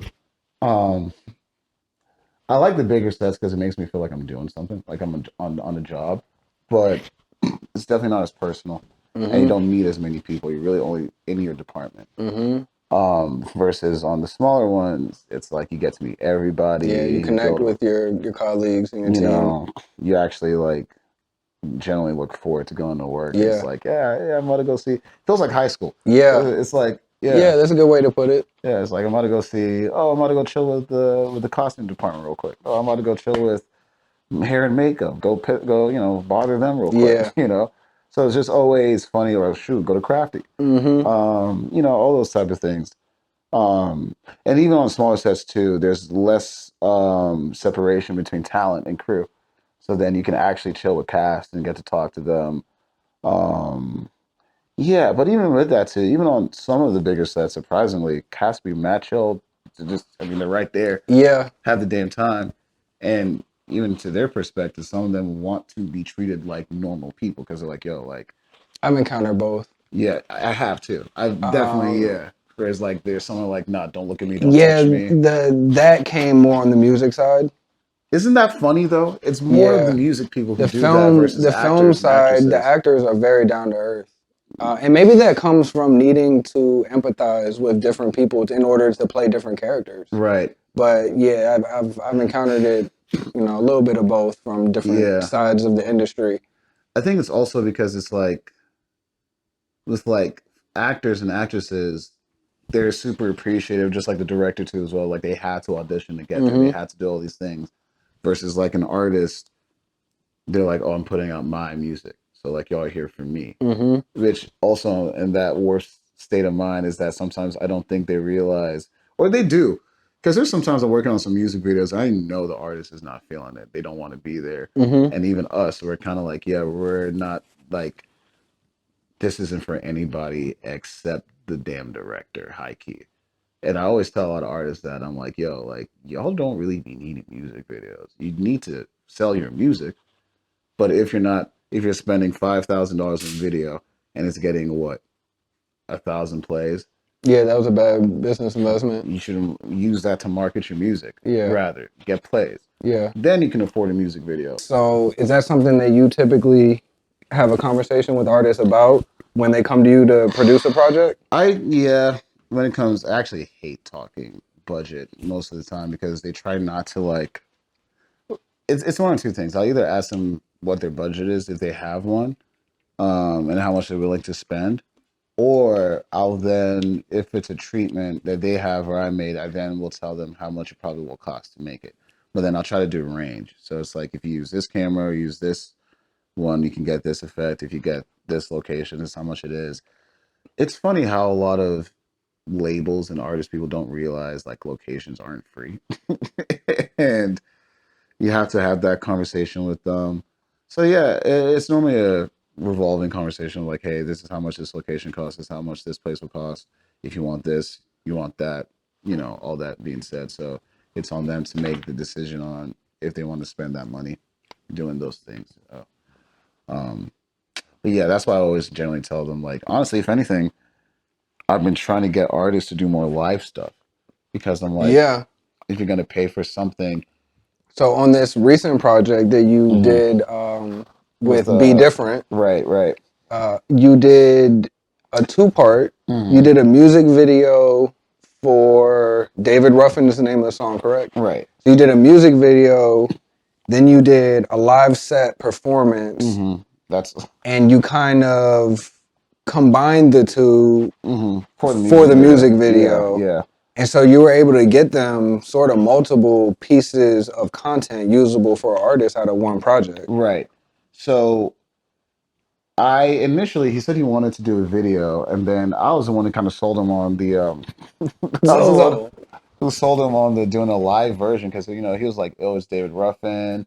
I wanted to feel like we're in the Motown era and Mm-hmm. stuff. So I was like, all right, cool. Then I was hiring the band members, and I was thinking to myself, I was like, wait a second, these are actual real musicians. Mm-hmm. I could probably just offer him something. So I offered him, I was like, yo, to record it and all these things, I gave him a code. I was like, this is how much it would be, but like, would you be down for that? Um, his team was like, yeah, sure, why not? So it was an interesting day because essentially I was When you say to record it, you mean like the to actually live. have the Yeah. audio recorded so that he can use it later Yeah. too. So So like, he plans to release like a live I don't know version if of he it, or still he could. does, but he could. We Okay, have, he has a track. that's Um, awesome. So, because my thing is like, I want to make sure that whatever product I'm giving you would actually serves a purpose Mm-hmm. rather than just, oh, this is cool to look at. So, yeah, it's funny because the band members, I actually just joined the band recently Oh, nice. after directing them. So, yeah, I'll be playing with them all the time. But yeah, You play drums? What do you play? I play guitar in the Oh, band. guitar. That's what's Yeah, up. but I'm actually a drummer. That's what I normally do. but my cousin's just so much better than me. So Is also he's a drummer? he's a Oh, drummer in the that's dope. video and in the band. That's dope. So yeah, I hit up my homie. His name is Isaac. He has a production studio where he does he mixes all audio stuff. So he manages a band, and I let him know. And he was like, "Yeah, sure. Here's this guy, this guy, this guy." We went to the studio, Saturn Six Studios, beautiful location. Um, met the owner, and they were like, "Yo, what you got going on is like dope." Like after we left, they're like, "Yo, this was like one of the best um environments y'all fostered here. It was Mm, lovely. Like you guys should come back." They've offered me discounts to pull up again. nice. So I plan to eventually. But it was cool because I definitely had to play like three different roles, not only just the director and the producer, but then also like sort of the music director too as well. Mm, So while they were setting up, mind you, they had never practiced with BDifferent. That was just all there in the day. So I sent them the track earlier. And my cousin, he's a musical director. So I was like, yo, figure it out, and he's a drummer. So they were playing for like hours. Meanwhile, we're outside shooting the music video. mm-hmm. And then I pop back in, hear it. How's it How's going? it going? Listen to it. Be like, all right, cool, this is smooth. Run back out, keep shooting the music Yeah. video. Um, the music video was actually shot over 2 days. We shot one day in a soundstage, which is where the like the black and white scenes are. Mm-hmm. Not in black and white, it's like scenes with him with the black backdrop. We shot that there. And then the rest was literally at the house of the studio, Saturn Six Studio. So yeah, it was cool. We shot outside. Where'd the ideas for the scenes come from? Because you basically have a photo shoot Hmm. happening outside with the models in the car. Right. Then you have the set that you were talking about in the soundstage, which resembles sort of a photo shoot. You break the fourth wall, you show the Right. lighting. I was kind of like thinking of like a pseudo documentary of like this Mm, is a Motown artist that exists, and this is us going through photo shoots, just recording days, and then the live aspect of the video would have been, oh, this is what we're yeah. shooting. And it was cool because you follow one of the actresses into it and you Into sort of yeah, walk, literally, you yeah. walk into the performance. So we also choreographed that too as well. With our focus puller, DeAndre Young, shout out DeAndre. Um, oh, just catching her and then having the other model coming this way, Mm-hmm. them timing the beat, because I wanted to do an uninterrupted take, but it just Mm-hmm. didn't work out because Mm-hmm. I couldn't yell action outside to the Yeah, guys inside. I've had a walkie, could have did it, sure. but also this is the issue too. The camera settings from shooting outside at night into going inside. Inside with all the lighting. Yeah, Mm-hmm. we had to make adjustments. So it just wasn't possible to do it in one go. So that's why it cuts. But yeah, I'm a huge fan of one take, especially when it comes to live stuff. As a that one Spider-Man meme where Doctor what's his face Goblin Green Goblin goes, as a scientist myself. I wanted to say, as a musician myself, but as sort of a musician myself, though, Yeah. if there's one thing that always throws me off, anytime I watch a live performance and I know it's not live, I'm like, dog, just call it a video. Yeah, with the cuts. Mm-hmm. Either it's a cut or they cut to an angle and you just know That that was a different take. that's a different take or whatever. So my thing is like, I love the one takes of performance because you're proving to us, yo, we're performing for y'all. However many takes it takes, do it 10 freaking 15,000 times, Mm-hmm. but we need that one take that is smooth. So yeah, so for that one we did one take and it was the one that sounded the best, not even the one that looked the best. We did the one that sounded the best.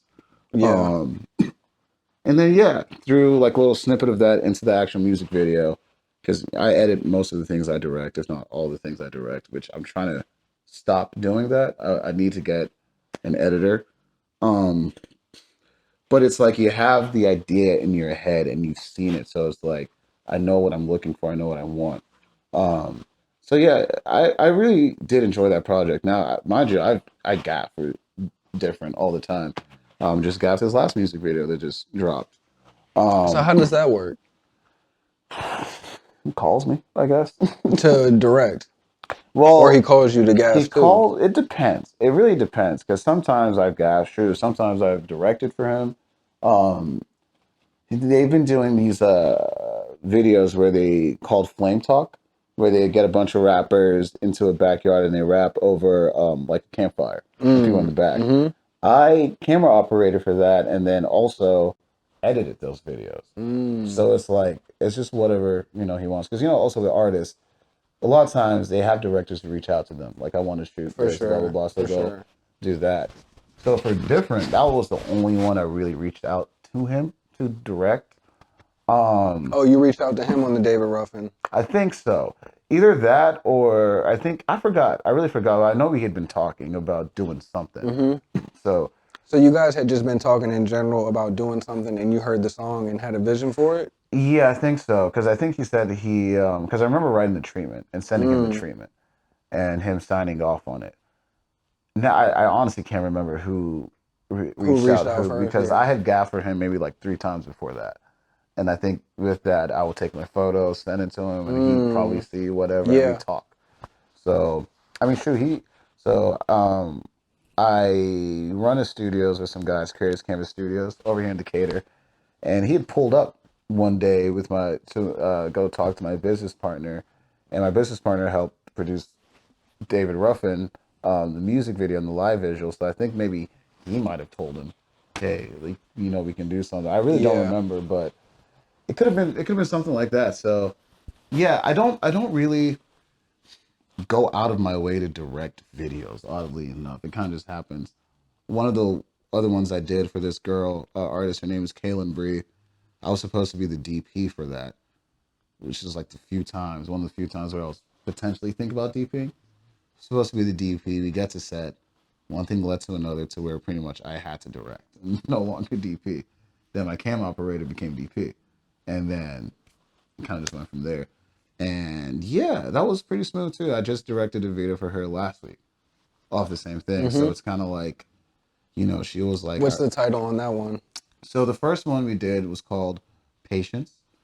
This one's called Secrets. And I actually really, like, I'm not going to lie to you. I think I'm going to be a fan of the Secrets video. It was Tony. That was the one Tony pulled up on.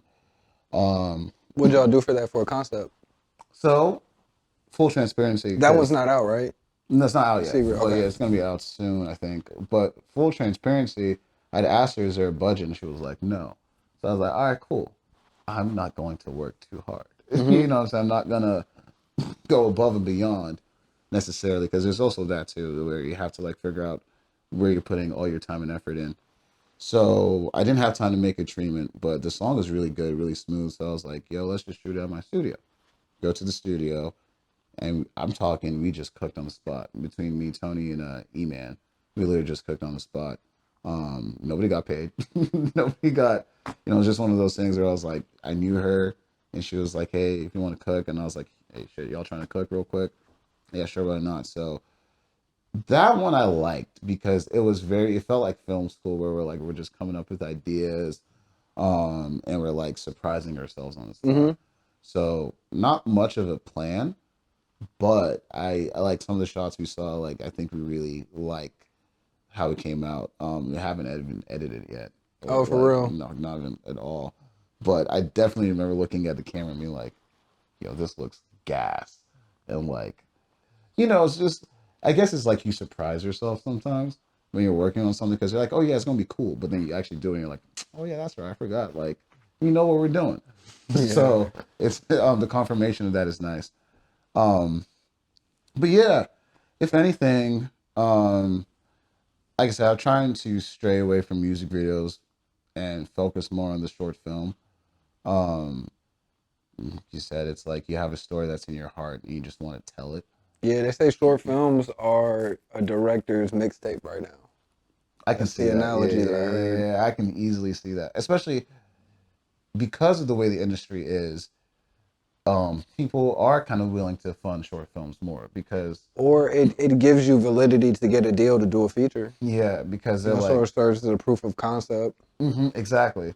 And I feel like there's this, like you can tell in the industry, movies, I will low key, I feel confident saying movies are back and that people are actually going to theaters to watch movies.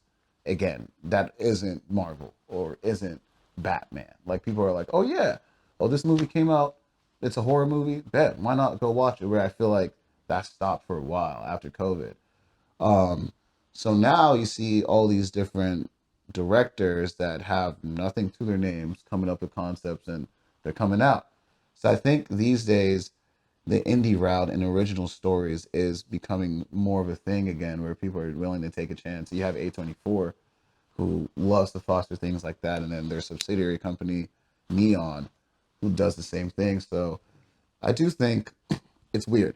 The state of the industry when it comes to like those guys, the Marvels and those huge people, maybe it's gone down a little bit, but I don't think that's a bad thing because then it gives people like us more of a voice and a potential seat at the table to tell stories that aren't necessarily established IP and things that are original. Um, I've seen so many original movies this year that I was like, damn, like that was fantastic. And I feel like years ago, What's a recent one? I'm gonna check some of them out for myself. I love to ask people ooh, what they've seen that stuck with them. ooh, two I will talk about. Three I'll talk about. So I went to the Venice Film Festival. I could talk about that on another day because that was a whole interesting thing. If you work in this industry, and you have any sort of resume or whatever, look at all the film festivals. Venice, Cannes, all of them.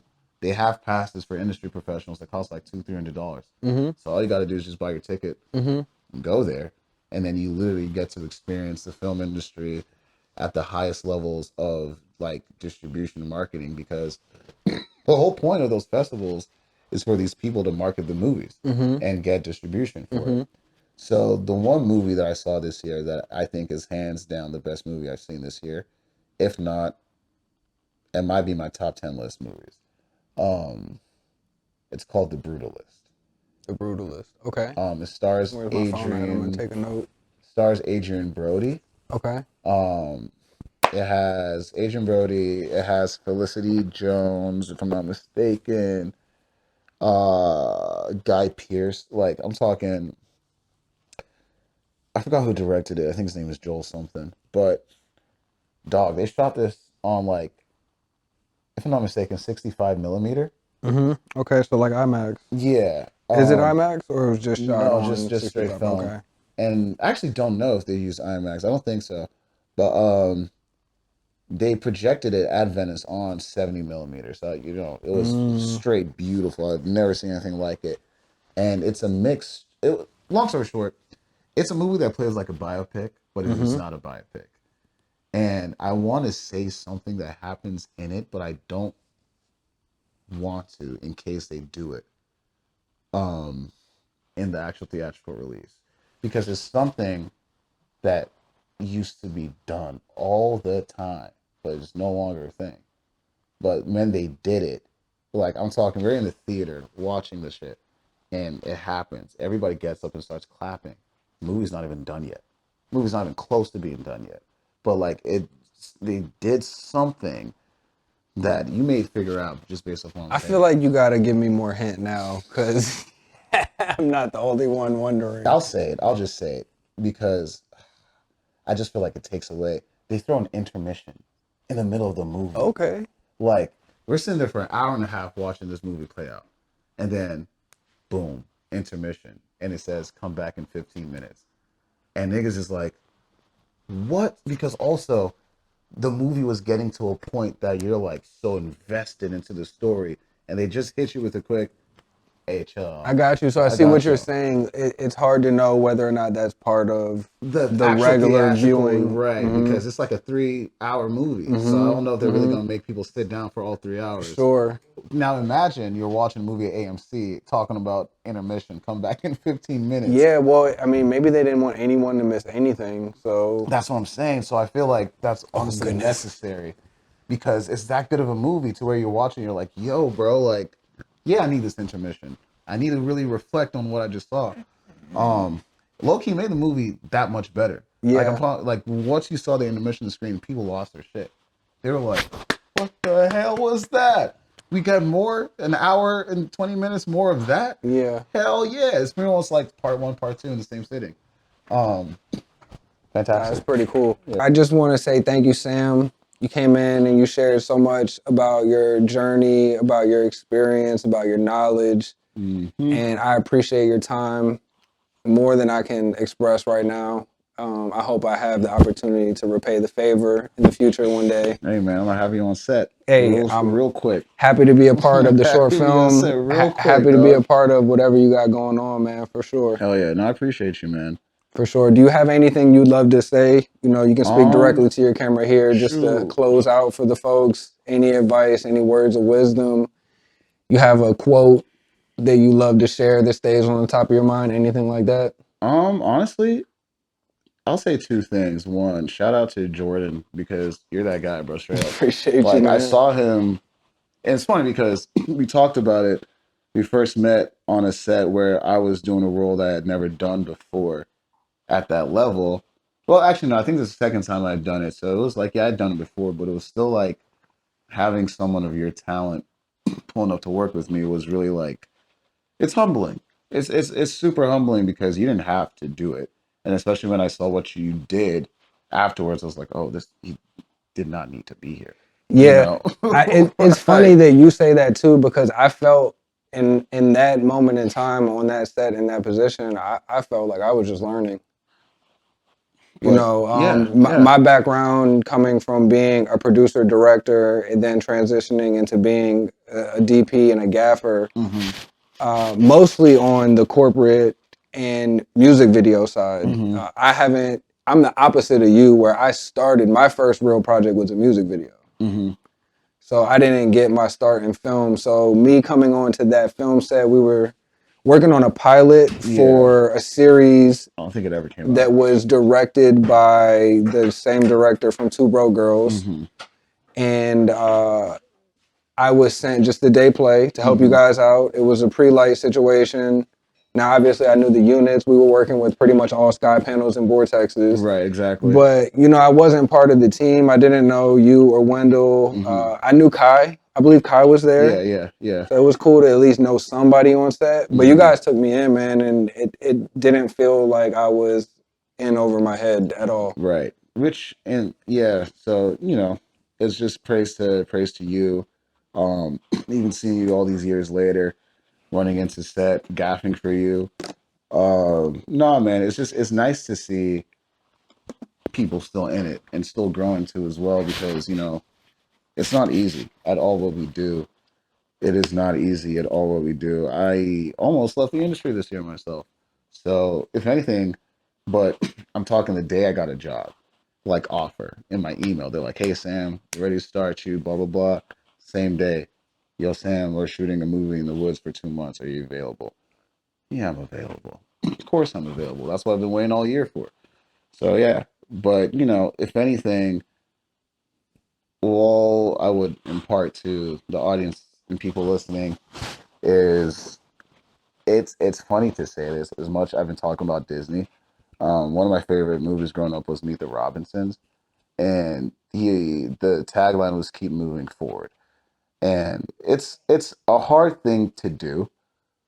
It's a super hard thing to do, but the past is the past. You can reflect on it, you can learn from it, but there's no reason to live in the past when the world keeps going. Time is linear, it just keeps going. So, the industry is not always going to be shitty. It may not always be at that level. We got social media, we got YouTube, we got Instagram. People are watching vertical movies now. I never thought that would be a thing. So, yeah, the only advice I have is really just stay adaptable, keep moving forward, read articles, read the news, watch, be in the know. Just stay current if you really want to do this because you never know what could happen. I remember I was watching Babylon, and the movie is kind of like about how the industry moved from non-speaking movies to movies with dialogue and sound. And even back then, people who are just doing silent movies are probably like, "Oh, these sound guys, they don't know what they're talking about." That's not going to be the new thing.